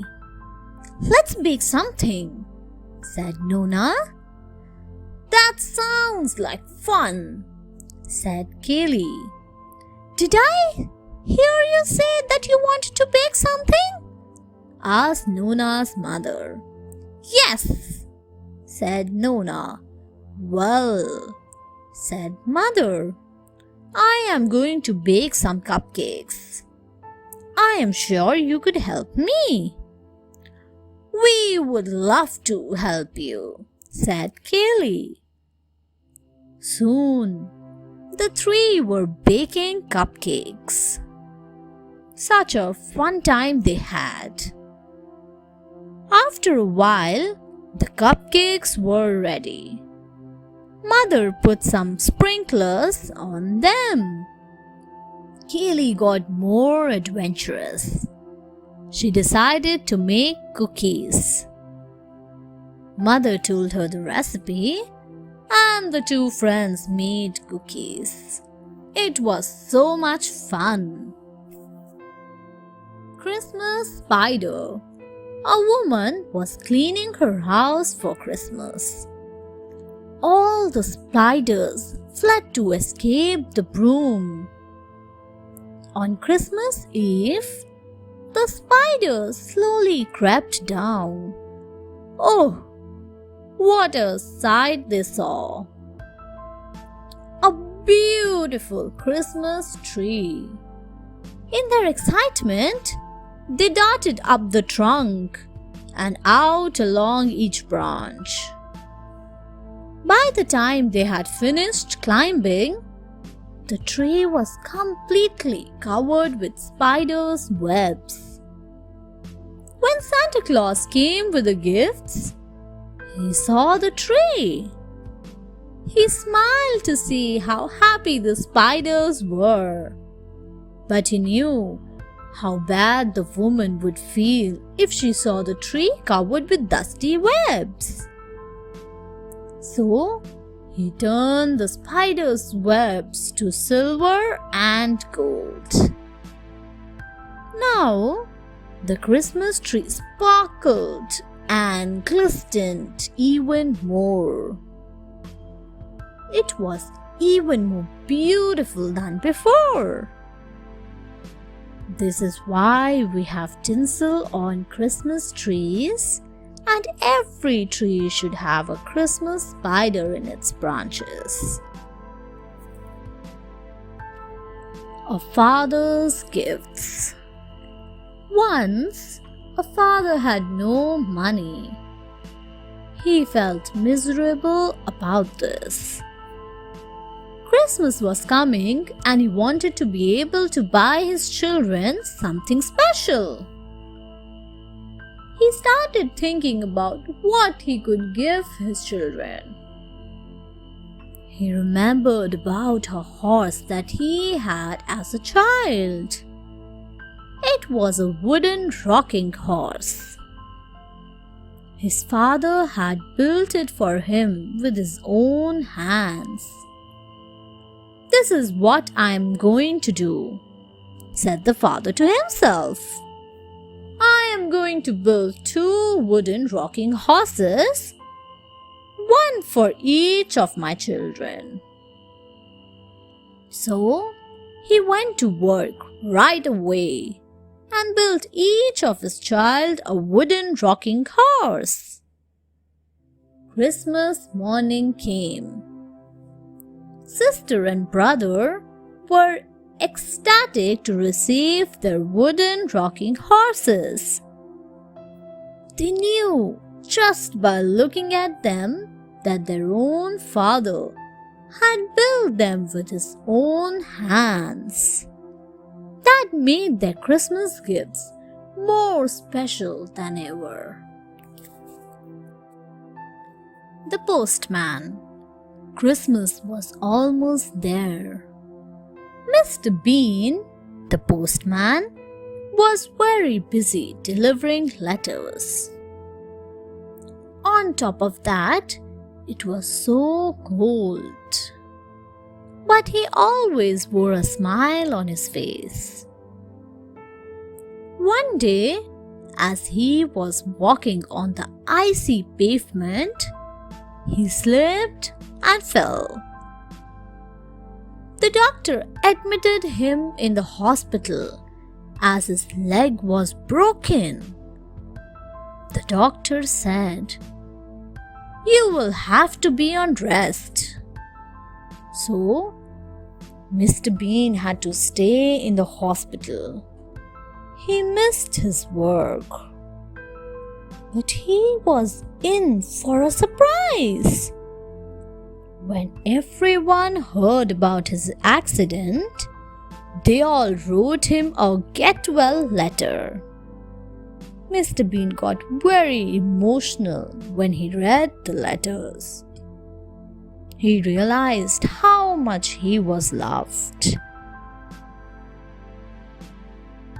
When he recovered, he went home happily. The next day, when he went to work, he was told that all the letters had been delivered. His well-wishers had helped him. That was the Christmas spirit. The drawing. Mary said, I am bored. Why don't you draw a picture? Suggested Mom. Of what? Asked Mary. Why don't you draw a picture of a snowman? Said Mom. So, Mary started drawing. First, she drew 3 balls, one on top of the other. Then she started drawing 2 blue eyes when a strange but magical thing happened. The 2 eyes winked at her. Exclaimed Mary, I must be seeing things. She then drew a mouth. Again, a strange but magical thing happened. This time, the lips twitched. Mary said to herself, Drawings can't move. Not any old drawing, but a magical one can. Merry Christmas. Someone said. Who said that? Asked Mary. The voice said, I am the snowman you drew. You were bored today, and I decided that I would cheer you up. From that day on, whenever Mary was bored, she pulled out her drawing of the snowman, and that would brighten her day. The Christmas at the barn. Jason got 2 Christmas trees by mistake. He wondered as to what he would do with them. Then he had an idea. His parents smiled as he explained his plan. That night, Father placed 1 tree in the barn. Christmas morning came. Jason went to the barn. He tied a paper bag of oats to one of the branches of the tree for his horse.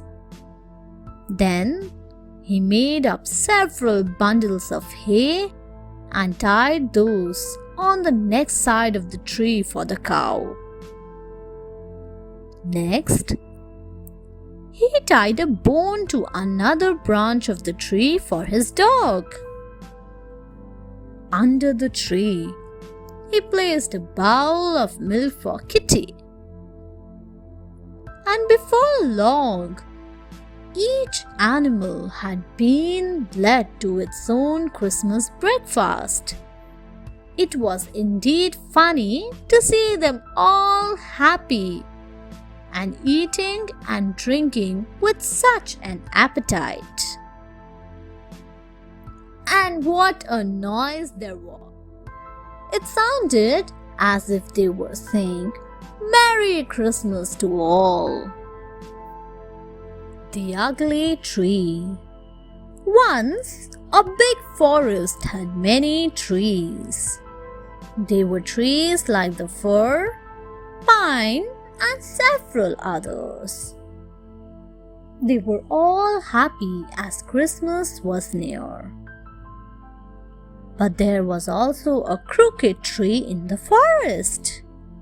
He was ugly and had grown very old. The other trees did not like him.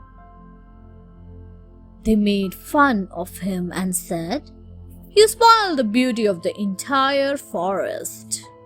All the other trees are lovely, but you are extremely ugly. The crooked tree felt hurt, but did not say anything. One day, the queen sent her man in the forest to gather wood to make furniture for the palace. The men cut all the trees for wood. When they came to the crooked tree, they thought, This tree is not good for furniture. Let us leave it. The crooked tree was relieved. He thanked God for his ugly looks as it saved his life. Brave Daisy. Daisy lived with her parents on the farm. Daisy's parents had always taught her to help others. During the Christmas holidays, Daisy's small cousin came to stay with them. One day, Daisy's mother went to the market and left the cousin in Daisy's care.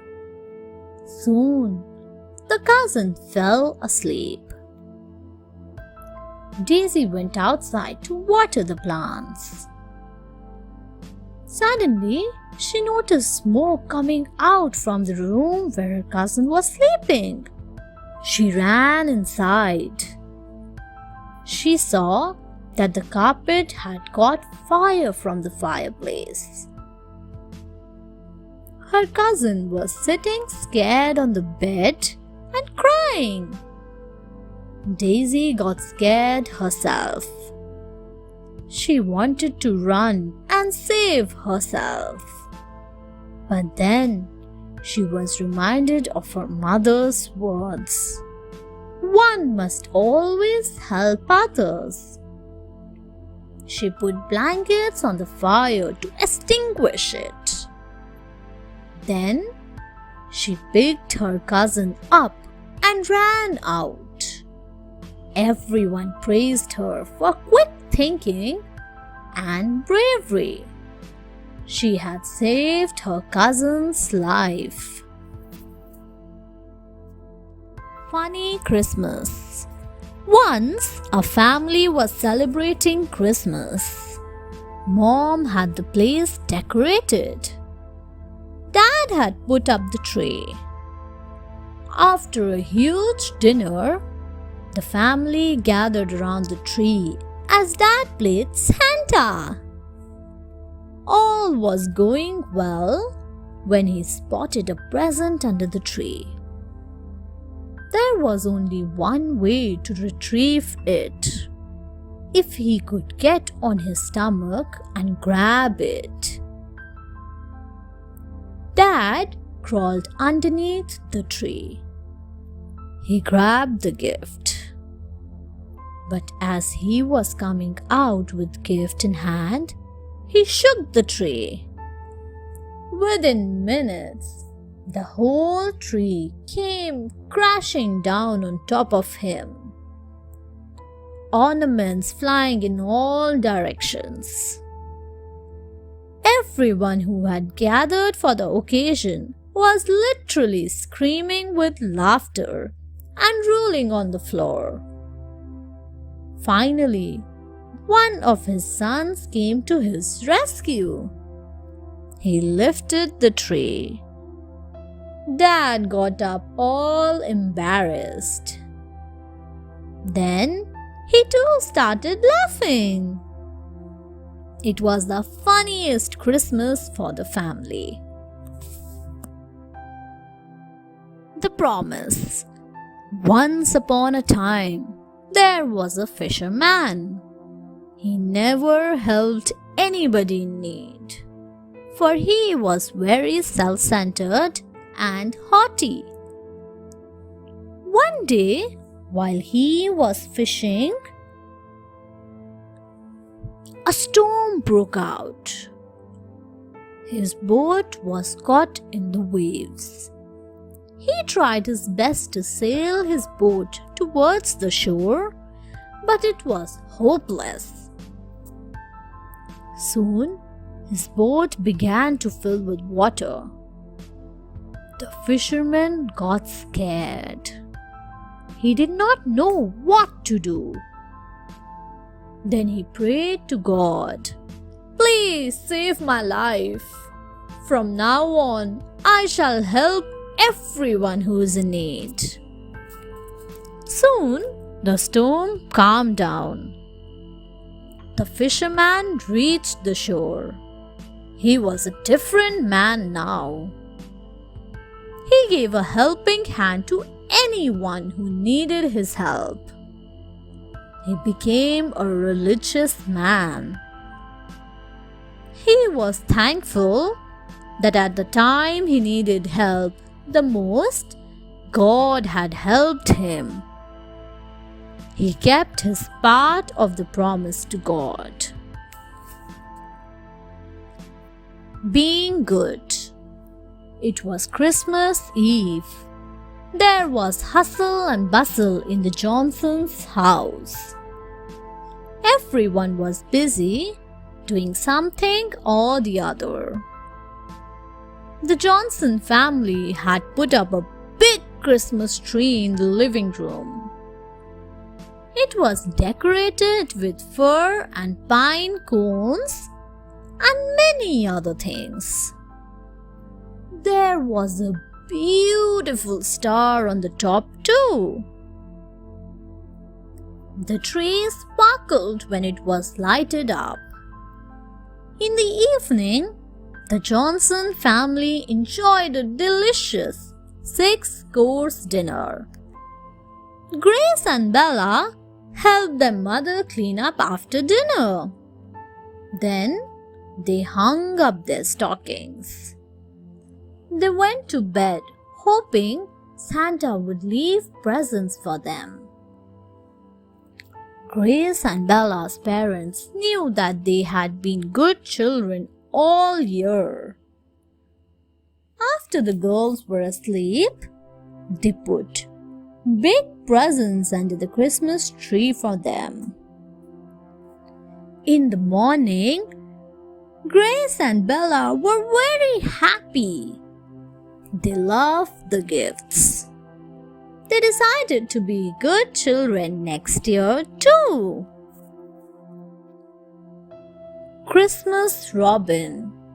Cold breeze blew continuously into the stable where Mother Mary lay with the baby Jesus. The fire in the stable was about to go off. Mother Mary asked the animals in the stable to help, but they were either of no use or just refused to help. But a robin had heard Mother Mary's cry for help. It flapped its wing hard at the dying embers of fire until the fire was rekindled. To ensure that the fire stayed alive, the robin used its beak and dropped some dry sticks in the fire. This caused the fire to rise abruptly, and it burned the breast of the robin. Despite the burns, the robin continued fanning. Mother Mary heartily thanked the robin for its efforts. She tenderly looked at its breast that was now red with burns. She blessed it for its bravery and selflessness. Thus, it came to be known as the Christmas Robin. The parrots. It was winter time. There was a Christmas feel in the air. Some parrots were sitting together. One parrot said to another, "Let us eat as much as we can today, for it seems that it is going to snow hard. Then we will not be able to find anything to eat." All the parrots agreed to what the parrot said. Suddenly, one of them said, "We can go to the farm. At least we will get to eat something." But another parrot cried, "No, we will not go there. The farmer was angry with us when we went there the last time." The other parrots were in confusion. Half wished to go there and half did not. Finally, they decided to go to the farm. They were in for a surprise when they reached the farm. The farmer did not say anything and gave them food to eat. He shouted, Merry Christmas! The kind children. Once, two kids were sitting by the fire. Suddenly, someone knocked at the door. On opening it, they saw a scantily dressed child with bare feet. He demanded to come in and warm himself. "Yes, come," cried both the children. They shared their supper and bed with him. Suddenly, at night, the child stood before them. He no longer wore rags, but was clad in silvery light. He said, "I was cold, and you took me in. I was hungry, and you fed me. I was tired, and you gave me your bed. I am the Christ child. I bring happiness to all good children. As you have given to me, so may this tree every year give rich fruit to you." He broke a branch from a fir tree and planted it. Then he disappeared. The branch grew into a tree. Every year, it bore wonderful golden fruit for the kind children. The key. Once upon a time, a girl, Tina, was looking around for a book as she had misplaced it. Suddenly, she saw a key under a cupboard. She wondered as to which lock it belonged to. She asked her sister, but she did not know. They tried to open the storeroom, but it did not open. They tried to open their mother's cupboard with it. The cupboard was full of goodies to eat, and the children were feeling hungry. But to their disappointment, it did not open the cupboard. Finally, Tina said, "There is only a little cubby hole under the stairs. Let us try to open it." To their joy, the lock opened easily.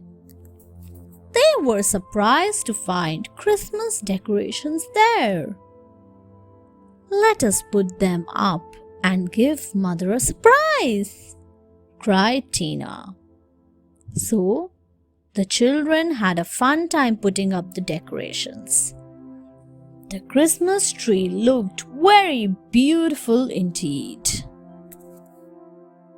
The wild flowers. The Clark family was celebrating Christmas. Father had given presents to everyone. Rose had also given her gifts. Bella was worried. She had not given presents to anyone. This was because Bella had used up all her pocket money. She wondered as to what to give. She went outside to look for something to give her family. She kept walking and walking till she came to a field. There, she saw many wild flowers. Her mind clicked. She plucked the flowers and ran back home. She went to her father, mother, and sister who were sitting in the living room. She said, "Merry Christmas to everyone. I am sorry I could not give you gifts as I had spent all my pocket money." Then she gave the flowers to each of them. Mother smiled and asked, "As long as there is love, We do not need any gifts. After all, Christmas is all about love and care. The lesson. Once upon a time, there was a young boy who lived with his parents. He did not like going to the church, though his parents tried their best to convince him to go. One day, his father said, "If you do not come to the church with us, Christ will not listen to your prayers." The boy said, "Tell me about Christ." Father replied, "Jesus Christ is our God. He came on the earth to teach mankind to love one another and live in harmony. Many people became jealous of his growing popularity and cruelly killed him. He was hung on a cross with nails." The boy had tears in his eyes. Father further said, "We must always remember what he preached. He lived accordingly. This is the reason I insist that you should go to the church." The boy finally understood. He started going to the church. His parents were very happy. The bell. Once there lived a boy in the town. Nearby his house was a church. It had a huge bell on its rooftop. The sound of the bell was music to the ears of everyone in the town. The boy and his friends played near the bell every day.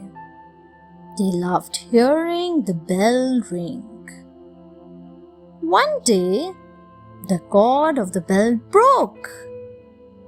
As a result, the bell fell. The residents felt that the boys were responsible for this mishap as they were playing there. There was sadness everywhere as nobody could hear the bell. The boys decided to buy a new rope and tie the bell again. They went to every home in the village and collected money. They collected enough money to buy the bell. They bought a new rope and tied the bell to the roof again. The people gathered near the church on hearing the sound. They expressed thanks to the boys. The candle. One day, a little wax candle was very thrilled. Its master had searched the little candle and its family to light up the Christmas feast table. It was the first feast of the little candle. The father candle told him that they should shine radiantly. The duty of the candle was to give its best light for the feast. The whole family was astonished and set upon silver candlesticks. The daughter of the house came swaying into the kitchen. The candles had been placed there. The little girl was excited about staying up late that night. She wanted to wear a new dress for the feast. She danced about happily. In the evening, the tiny candle was shining and gave out a bright glow. The daughter came wearing her new dress. Her eyes shone as lusciously as many candles. It was a day to remember for the candles, as it was its first feast. Christmas fun. Two sisters, Lily and Sarah, were adorning the Christmas tree in the living room. Lily said, "Have you made a wish for Christmas?" "I have, but I won't tell you. It is a secret," Sarah said. The girls were too excited that Christmas was almost there. When they put up all the decorations on the tree, Lily said, "Let us wrap the gifts we have brought for our friends." So, they wrapped up the gifts with wonderful wrappers and strings, wishing them a Merry Christmas. Then Sarah said, "Lily, now I am wrapping one for you. But you have to wait until Christmas to open it. I'll make one for you too. You will be surprised when you see it," said Lily. Smiling, the two girls finished their wrapping and went to bed. Both were excited and could not sleep. They realized that the true spirit of Christmas is sharing and caring. The Guardian Angel. Once upon a time, a woman was expecting a child. She had come to her parents' home to spend Christmas. They had a warm and beautiful Christmas celebration. Her husband had passed away in an accident. The woman had come home for a much-needed rest. One day after Christmas, her parents were not at home. As she was coming down the stairs, she tripped. She was about to fall. Suddenly, she felt two large but gentle hands help her gain balance. She was shocked. As she looked up, she saw an angel smiling at her. The woman was dazzled by his white light. The angel said, "You are a true believer of God. That is why I was sent to help you. You will have a wonderful child." Then the angel went away. The woman was very religious. She was certain that her guardian angel had helped her. The Lucky Tree. Long, long ago, there was a forest. In that forest was a pretty little fir tree. Apart from the fir tree, there were pine trees too. The fir tree wanted to be taller than the pine trees. After a few years, the fir tree was tall. One day, some woodcutters came to cut down all the old trees. The fir tree was scared. The tree was also curious to know as to what would become of the wood. Then, one day, the fir tree was cut and taken into a big house. It was decorated with many attractive things. The children danced around it before opening their presents. A cheerful man then told them the story of Christ. It was the happiest evening in the life of the tree. The tree felt blessed that it was a part of such a big event. It felt lucky that that it had been chosen to become a Christmas tree. Poinsettia flowers. Once there was a poor brother and sister named Myra and Pablo respectively. As Christmas approached, a large manger scene was set up in the village church.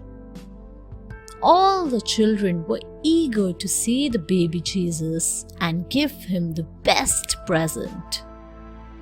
On Christmas Eve, Maria and Pablo set out for church a little earlier than others.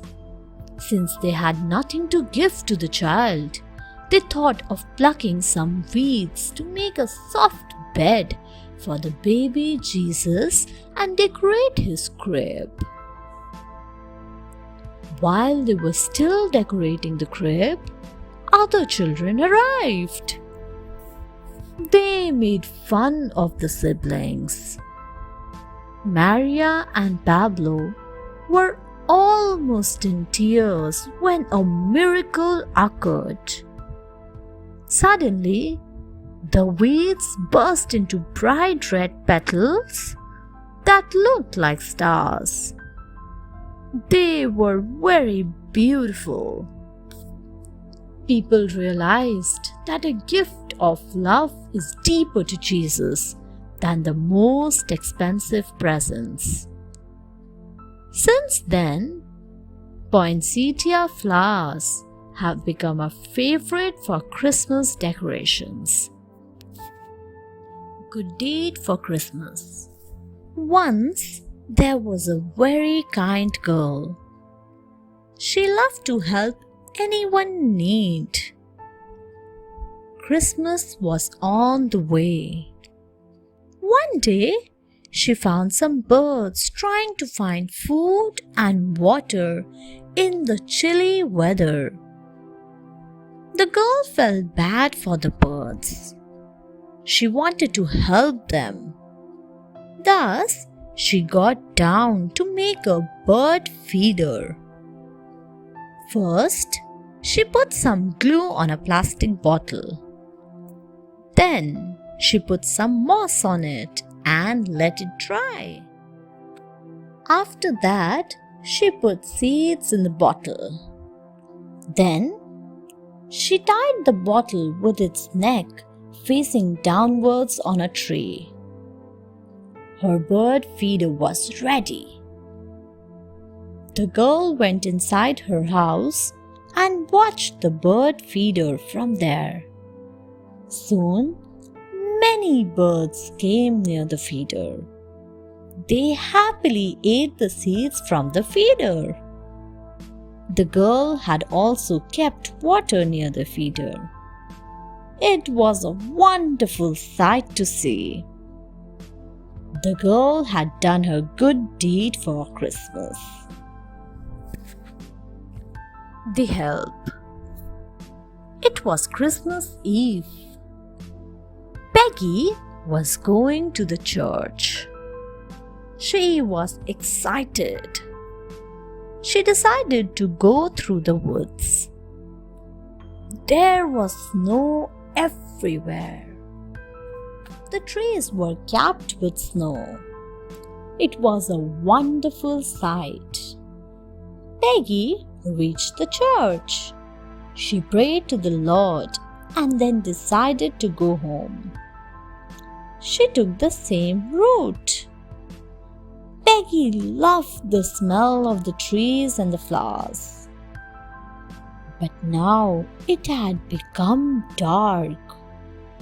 Soon she realized that she had lost her way. Peggy got frightened. She started crying. Suddenly, Peggy saw a light in front of her. Then she saw a man standing there. He said, "It seems you have lost your way, little girl. Come, I will take you back home." The man was plump and had twinkling eyes. Peggy was not scared of him. Without telling him the way, the man dropped her home. While going, he shouted, "Ho, ho! Merry Christmas!" It was Santa. The garden. Christmas was around the corner. There lived an old man, Mr. Green, in a village. He had worked hard and made a beautiful garden. One day, he felt sick. He was worried as to what would happen to his garden. A few children observed this. They felt sorry for Mr. Green. Della said, "Poor Mr. Green, I feel sorry for him." Jack said, "I remember that he had once helped me in my school project. Why don't we help him by taking care of his garden?" Everyone agreed to this. So, all of them got down to work in the garden. After a few hours, they finished their work. Then they rang Mr. Green's bell. When Mr. Green opened the door, the children took him to the garden. Mr. Green was indeed surprised and happy to see his garden.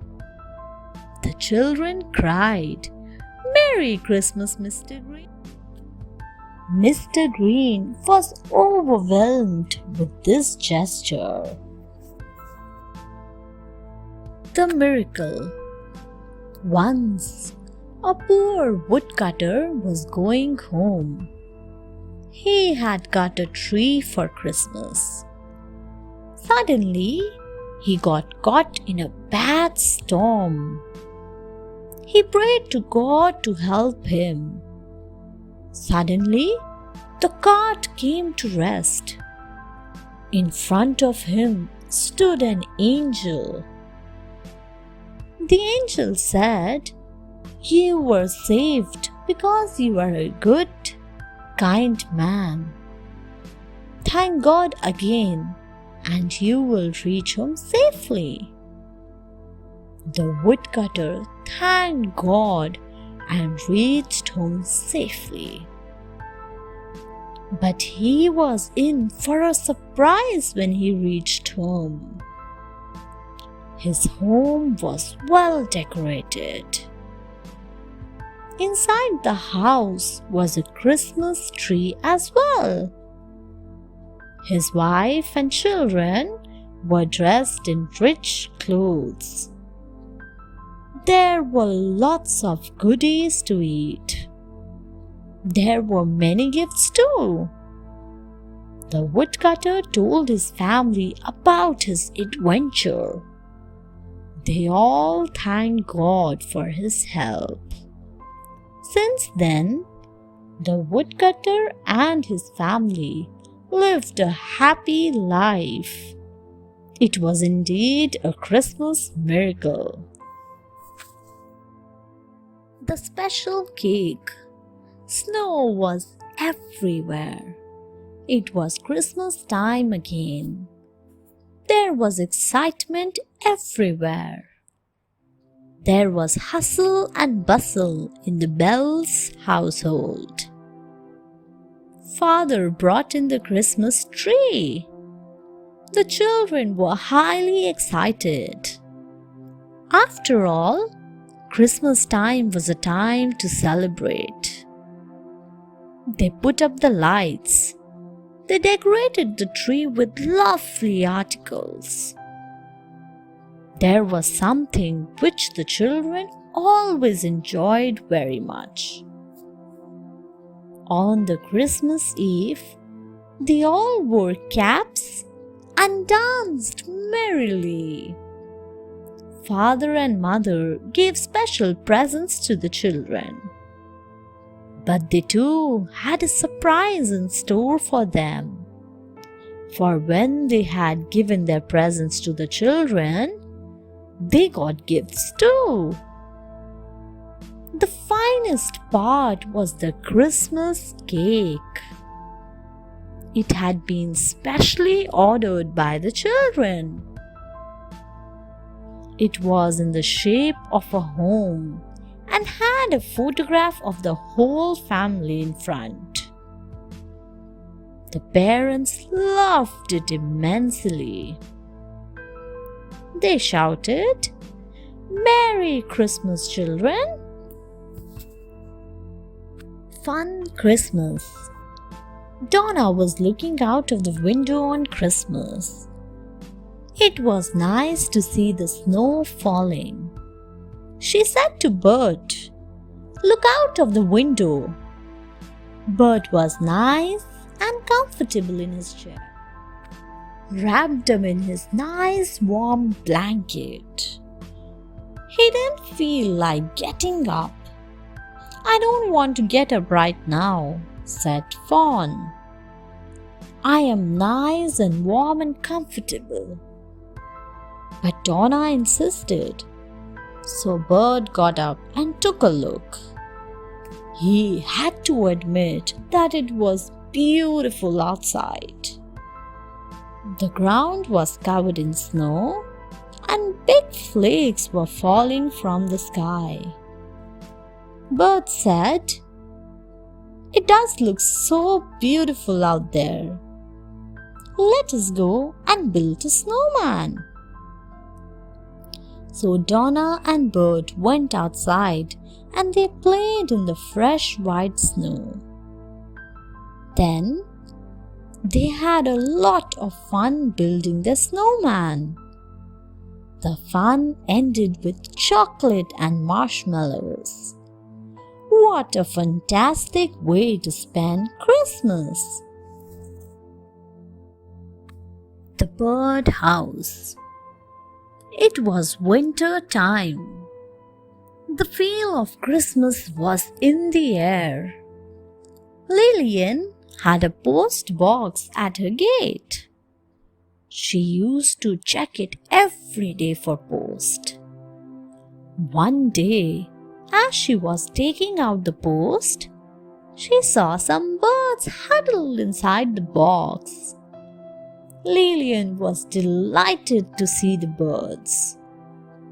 She exclaimed, "It seems some birds are taking shelter in here.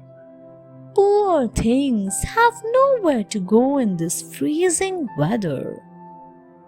Then Lillian thought, "What should I do? I should not disturb them." She thought hard. Then an idea struck her. She went to the garage and took out an old box. She decided to use it as a birdhouse. Then she went to the post box. She opened the door for the birds to come and go in the old box. Then she wrote a note on the box saying, "This is a birdhouse. Keep away." She wished the birds Merry Christmas. Simon and Anna. 40 days after the birth of Jesus, Joseph and Mary took him to the temple of the Lord in Jerusalem. There, they met a man named Simon. He was a devout of God. He anxiously awaited the coming of the Messiah. The day the baby Jesus was brought to the temple, Simon too felt inspired to go to the temple. When he saw the child, he took Jesus in his arms and said, "Lord, let your servant go in peace, for I have seen salvation." Joseph and Mary were amazed. Then he told Mary. The child will be the cause of salvation or ruin of many people of Israel. And you, Mary, a sword will pierce your soul. With these mysterious words, Simon left. Now in the temple lived a widow, great in age. Her name was Anna. She too, like Simon, praised the Lord on seeing the child. Santa as helper. One day, Steve said to Grandma, "There is no Santa." Grandma replied, Put your coat on." She took Steve to a store and handed him $10. She said, "Buy something for someone who needs it." Steve thought of buying a coat for his classmate Hans. Later, Grandma gift wrapped the coat and wrote, "To Hans from Santa Claus." Grandma said that Santa always insisted on secrecy. Then they went to Hans's house. Steve dashed for his front door, threw the gift down on his step, and pounded his doorbell twice. Then they waited in the darkness for the front door to open. Finally, it did, and there stood Hans. He picked the gift and went inside. There was a smile on his face. At home, it dawned on Steve that there was Santa, and he was one of his helpers. Grateful Dan. Once, a boy named Dan lived with his parents. One snowy night, Dan's father had gone out of town. His mother fell ill. Dan at once ran to bring the doctor, who lived in the foothills. While running, he fell and hurt his head on a stone. He fainted beside a tree. Suddenly, an angel appeared there. He lifted Dan and took him home. Then he touched Dan's mother and cured her. Then the angel left. Dan opened his eyes. He was shocked to see himself at home. He could not believe his eyes. When he saw his mother, he was more surprised, for she was busy in the kitchen cooking food. Dan had no idea as to how he reached home. Suddenly, he saw something written on his wall. "Merry Christmas. God is with you." Dan realized that it was a miracle. God had sent help. He immediately knelt and thanked God. Laura's gift. It was Christmas Eve. Everyone was excited. Santa's sleigh with the reindeers was ready to deliver toys to the kids. The elves waved goodbye to Santa, and the reindeers as they began their trip to deliver toys. As the elves went back to their workshop, one of them, Kit, saw a doll on the floor. Kit realized that it was the gift for little Laura. Kit quickly called Santa and told him about the doll. Laura will be heartbroken if she does not get the doll, said Santa.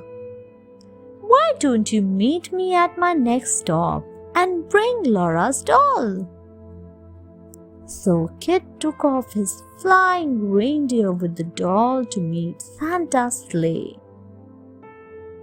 He spotted Santa's sleigh on a house rooftop delivering toys. He delivered the doll to Santa Claus. Ho, ho, ho! Santa laughed. Laura will be very happy. Thank you, Kit. And indeed, Laura was overjoyed. God Sends Fairy. A poor girl named Stella lived with her mother. Stella helped her mother by taking the clothes off the clothesline, laying the table, and cleaning her room. One day, Stella's mother fell very ill. Stella heated up some milk and helped her mother drink it. But sadly, there was nothing else in the house for Stella to eat or drink, so she slept hungry. The next day, it was Christmas.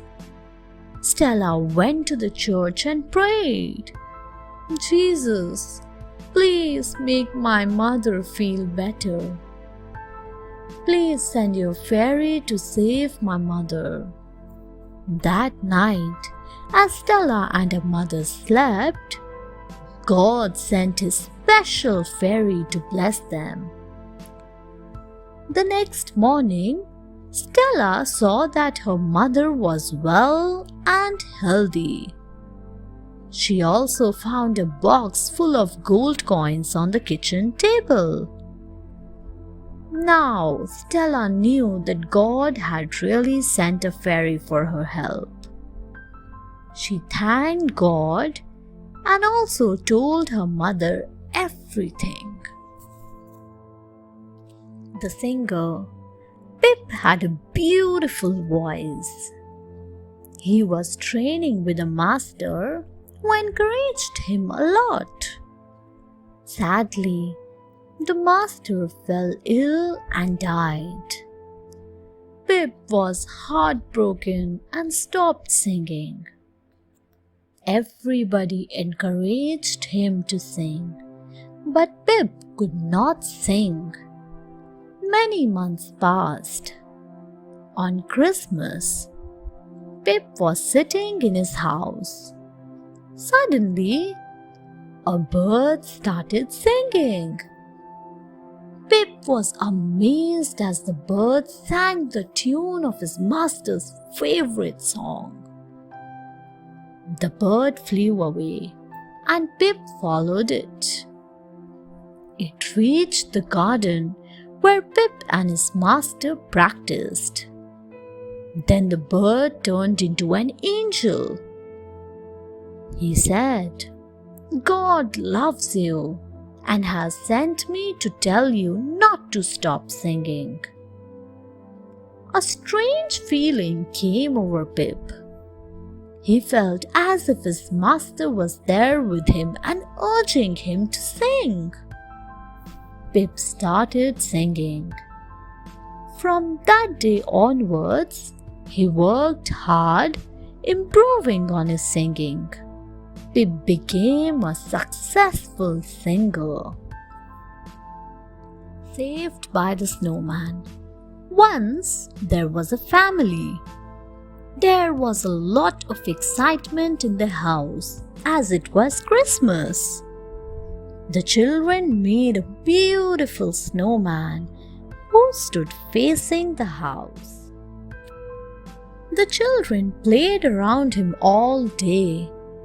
When it became dark, the children went inside the house. The snowman looked through the windows of the house. The Christmas tree was beautifully decorated with lights. However, upon looking closely, the snowman saw that the curtains in the room had caught fire. The snowman could not stop himself. He had to help. He rushed towards the main door. He used the rag to push the bell, and it rang loudly, waking everyone up. The children's parents woke up and saw the fire. The father at once put out the fire. They were all saved, but wondered as to who rang the bell. Sadly, the snowman had melted. But when it snowed again, the children made the snowman again. The old couple. Once there was an old couple.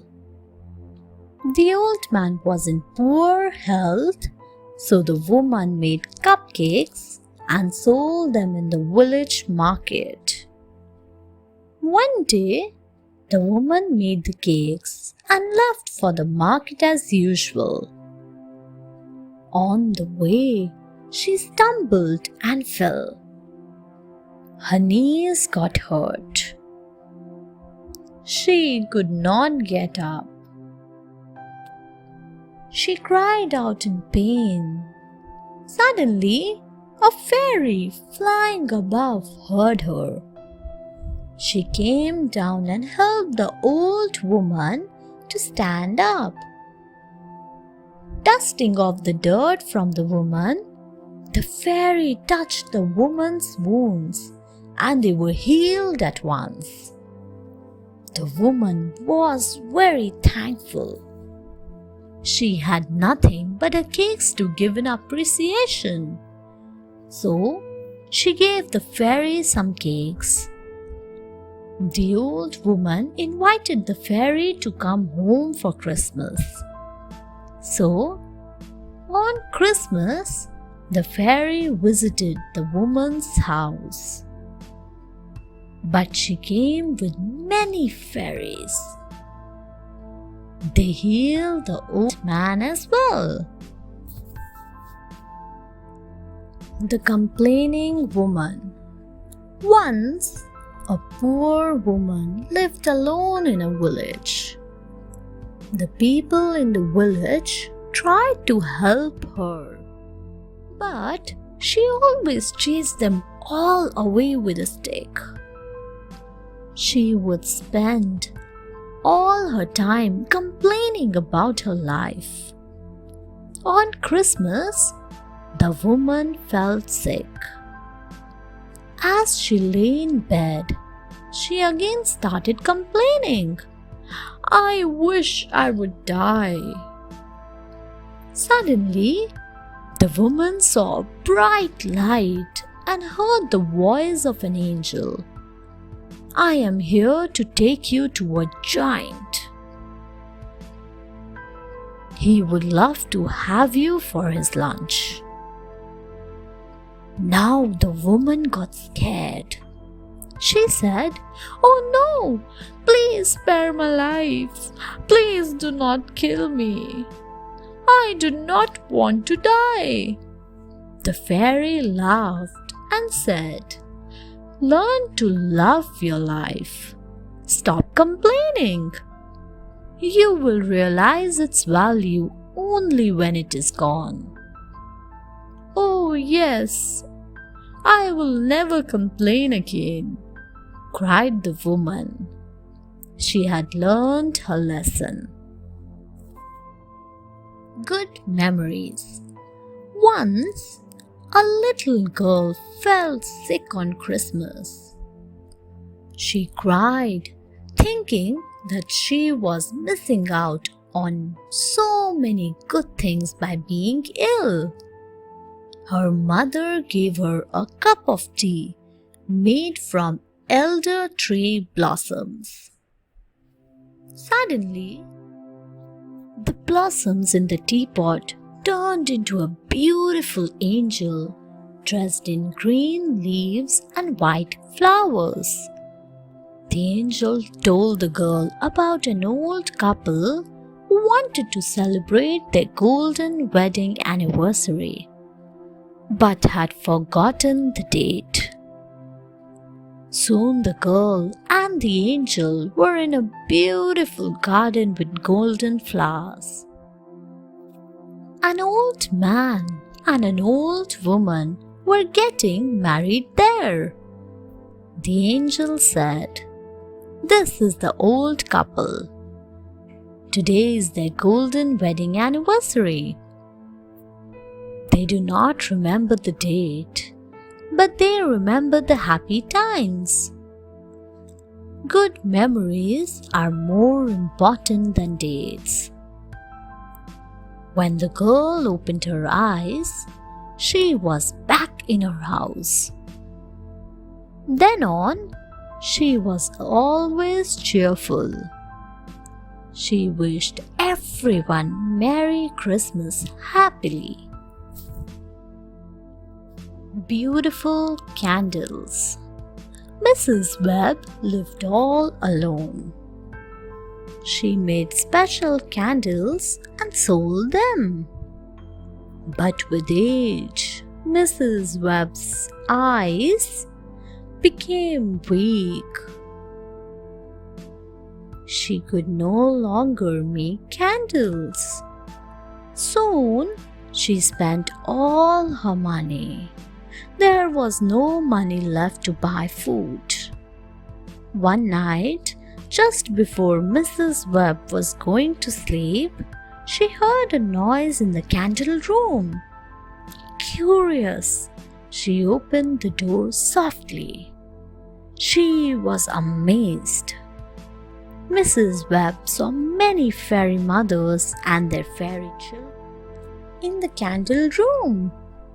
The fairy children were playing with the loose wax and were shaping it into beautiful candles. Once the candles were made, the fairy mothers sprinkled the candles with real stardust and colors from the sun. Mrs. Webb thanked God for helping her by sending the fairies. She remembered having prayed to God for help on Christmas Eve. Now, every night, the fairies made lovely candles for Mrs. Webb. She became very rich. Jim's dream. Jim was a little boy who lived with his parents. Jim dearly loved his grandmother, but she lived in a far-away town. Christmas was near. He wanted his grandmother to be with him. That night, Jim had a dream. He saw that grandmother had fallen ill while traveling. He woke up and prayed to God to take care of her. Early next day, grandmother boarded the train. As the train started moving, grandmother fell ill. Just then, a man entered her carriage. She gave her medicine and stayed with her till she reached the station. Soon, the train reached the station. Grandmother turned to thank the man, but he had already gone. She got off and went straight to Jim's house. She hugged him tight. Later, she told everyone about the man who had come to help her. Jim realized that God had sent his angel to help her. He thanked God. Meaning of Christmas. One day, a little girl was lost in thought. She was trying to find the true meaning of Christmas, but she could not. Finally, the girl went home.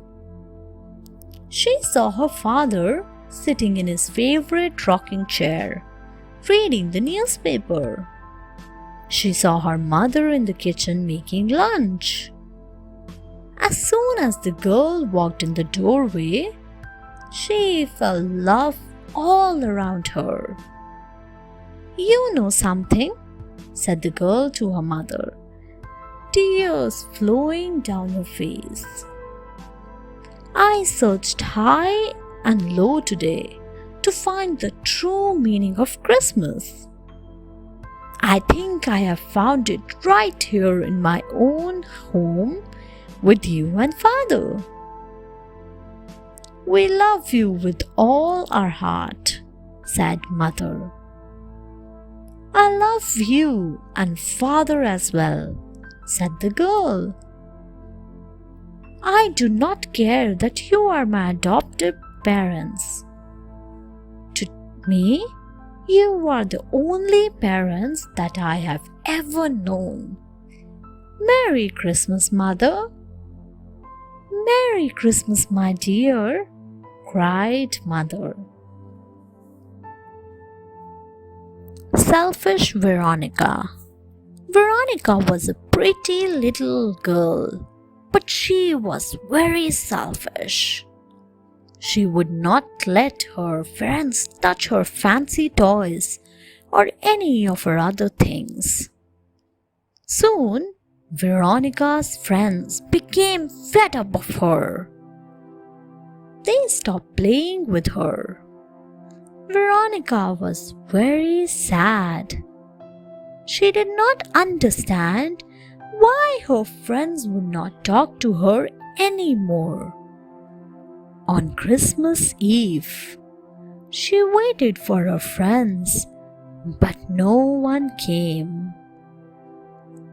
Weeping, Veronica ran and sat among the grapevines.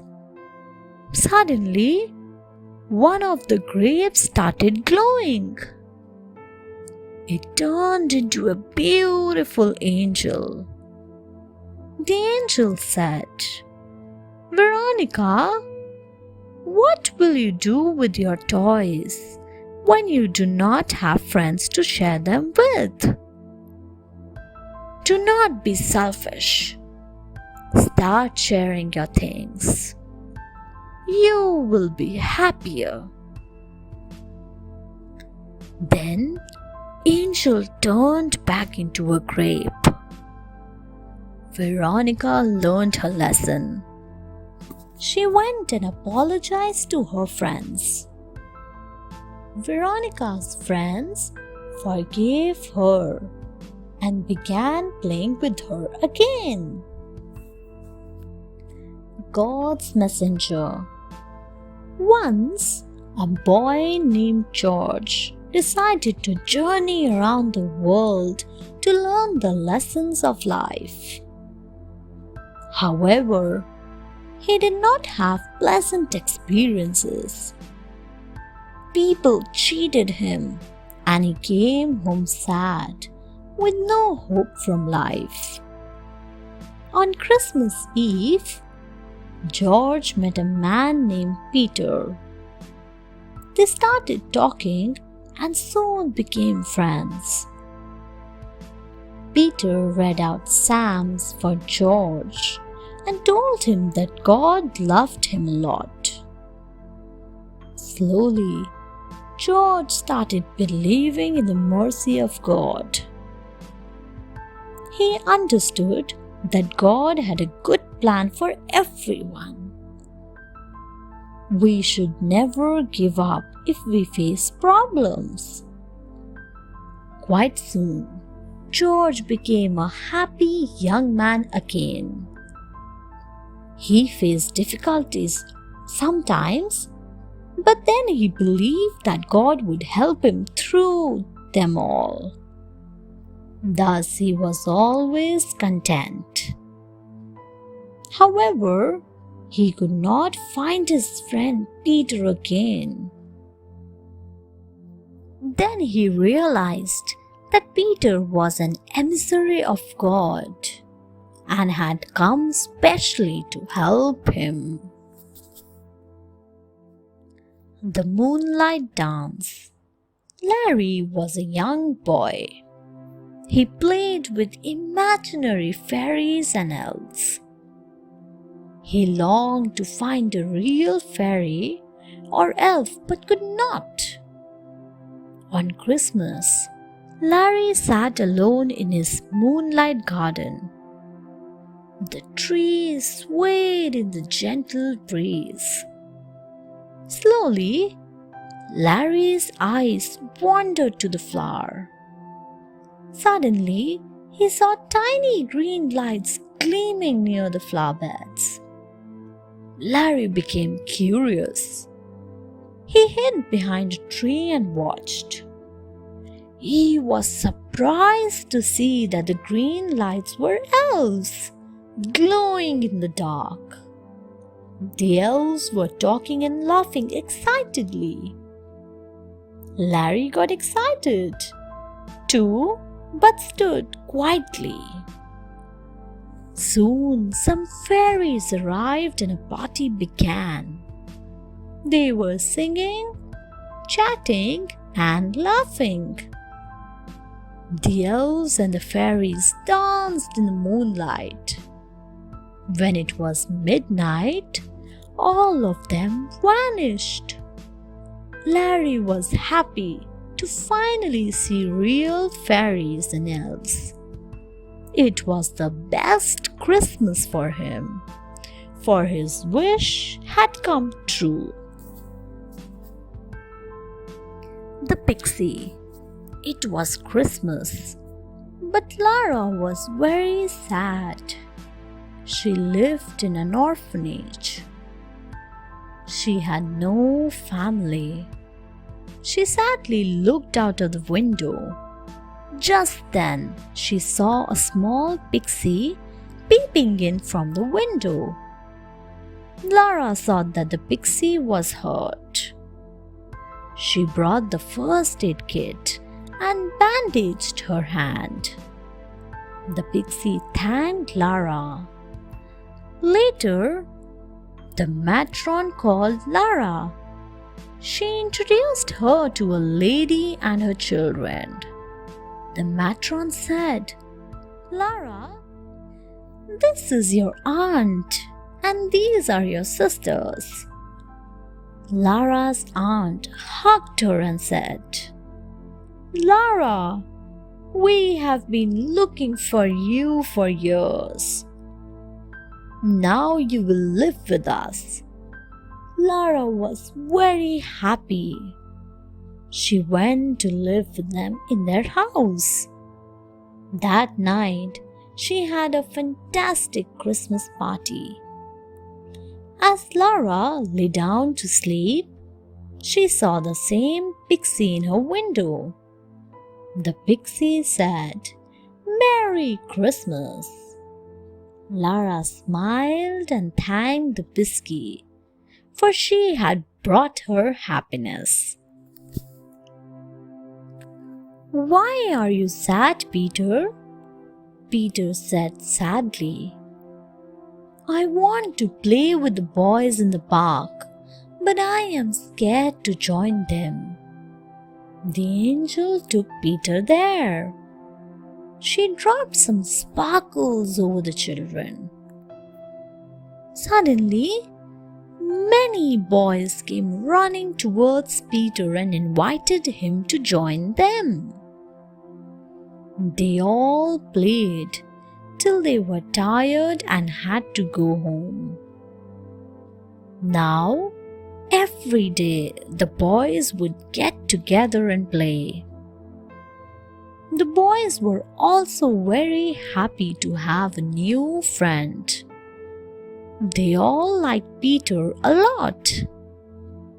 Peter was thankful to the angel for giving him so many friends.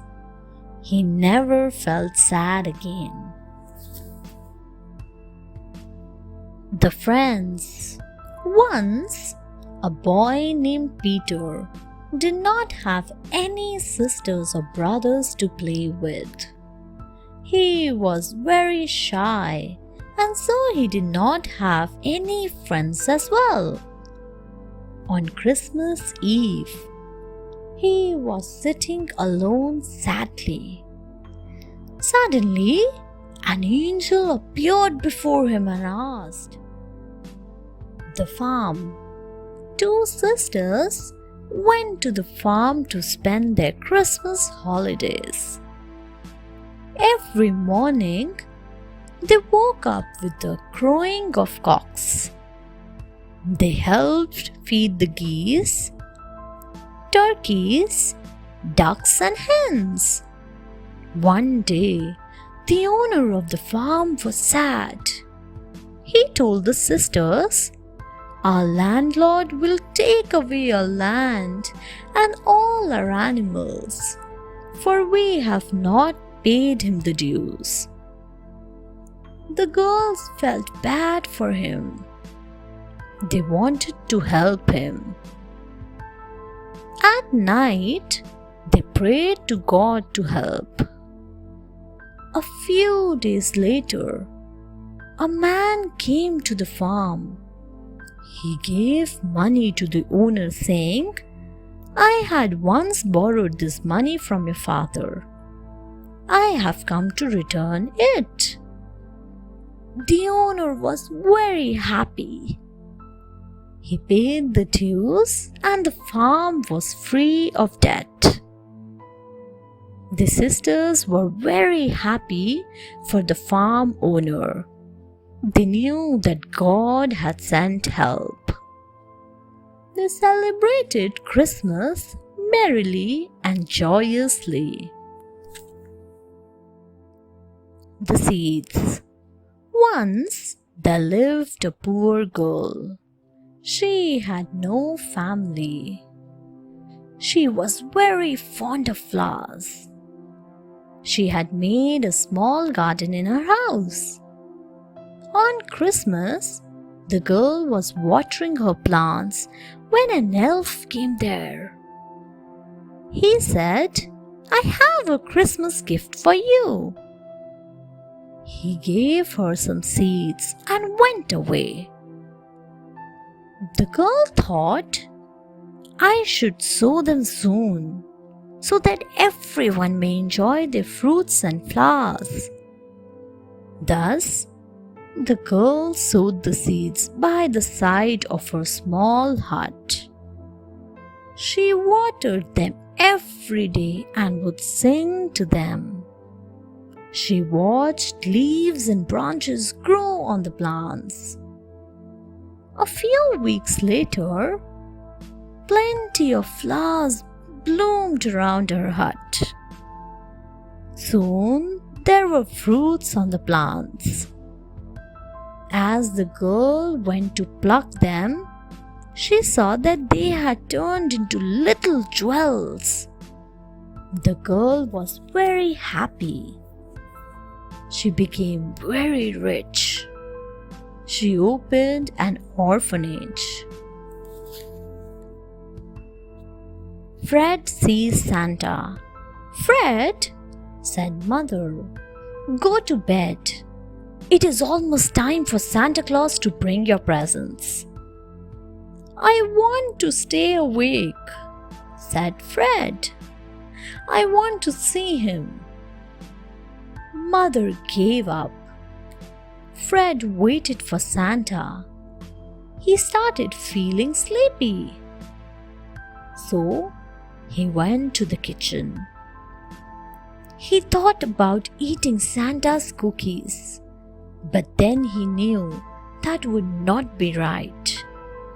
So he picked an apple. Then he noticed the cookies and the glass of milk on the table had gone. "Santa Claus is here," shouted Fred. He ran to the living room. He saw that the Christmas tree had loads of presents beneath it. Then he caught sight of a red suit going up the chimney. Fred ran outside. He saw 8 reindeers and Santa Claus waving to him. "Merry Christmas!" called Santa from the sleigh. "Go to bed now, Fred. Go and get some sound sleep." "I will," waved Fred. "Merry Christmas, Santa." The beggar. Once there was a beggar. On Christmas Eve, he went to the village headman's house, hoping to get money. The headman had gone to meet the king to ask for grants. When the beggar came to know about it, he thought, if the village headman is taking help from him, I should ask the king for alms. On his way, the beggar saw a large crowd outside a church.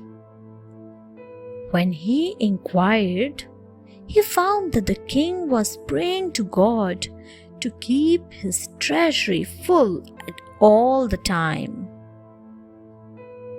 Now, the beggar thought, God is richer than the king. I had better approach God instead. So he went before God. "God, you are the richest. Please show kindness and give me generously," said the beggar. God said, "Dear child, you should earn your living with hard work. I promise you will always have enough money." The beggar understood God's message. He stopped begging. Sick Haley. Once there lived a little girl named Haley. She had many friends. Sadly, she fell sick on Christmas. She could not go out to enjoy with her friends now. Haley did not have the energy to even get up and walk. But when her friends came to know about her illness, they came to her house. They brought beautiful gifts, flowers, and books for her.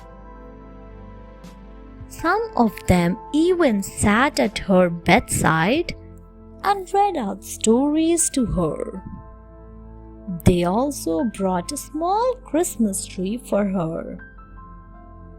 Then they put up a play for her showing the birth of the baby Jesus. Haley already started feeling better. Later, they had the plum cake and other tasty treats. After a few days, she could get up and sit on her bed. Soon Haley's health improved. She thanked her friends, for it was because of their help that she got better. It is good to have friends. Christmas pie. I do not feel very well, Martha. I am lying down, said grandmother. Okay, said Martha. I will finish cleaning up the kitchen. You are such a good little girl. Thank you, said mother. Just then, her sister John came there. Where is grandmother? Asked John. She is sleeping. She was not feeling good, said Martha. But who will make the Christmas pie? Asked John. Martha said, I will. and she started making the pie. John completed the whole time Martha was making the pie.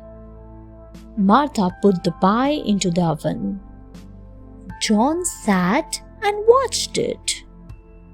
Her mouth was watering. "You did a wonderful job. That looks amazing," said grandmother when Martha took the pie out to let it cool. Once the pie had cooled, Martha sliced it up and gave a slice to John. She really loved it. "Merry Christmas," said Martha happily. Mother also enjoyed eating the delicious pie. Thanks for watching. Do like, share, subscribe to Sahil Book House.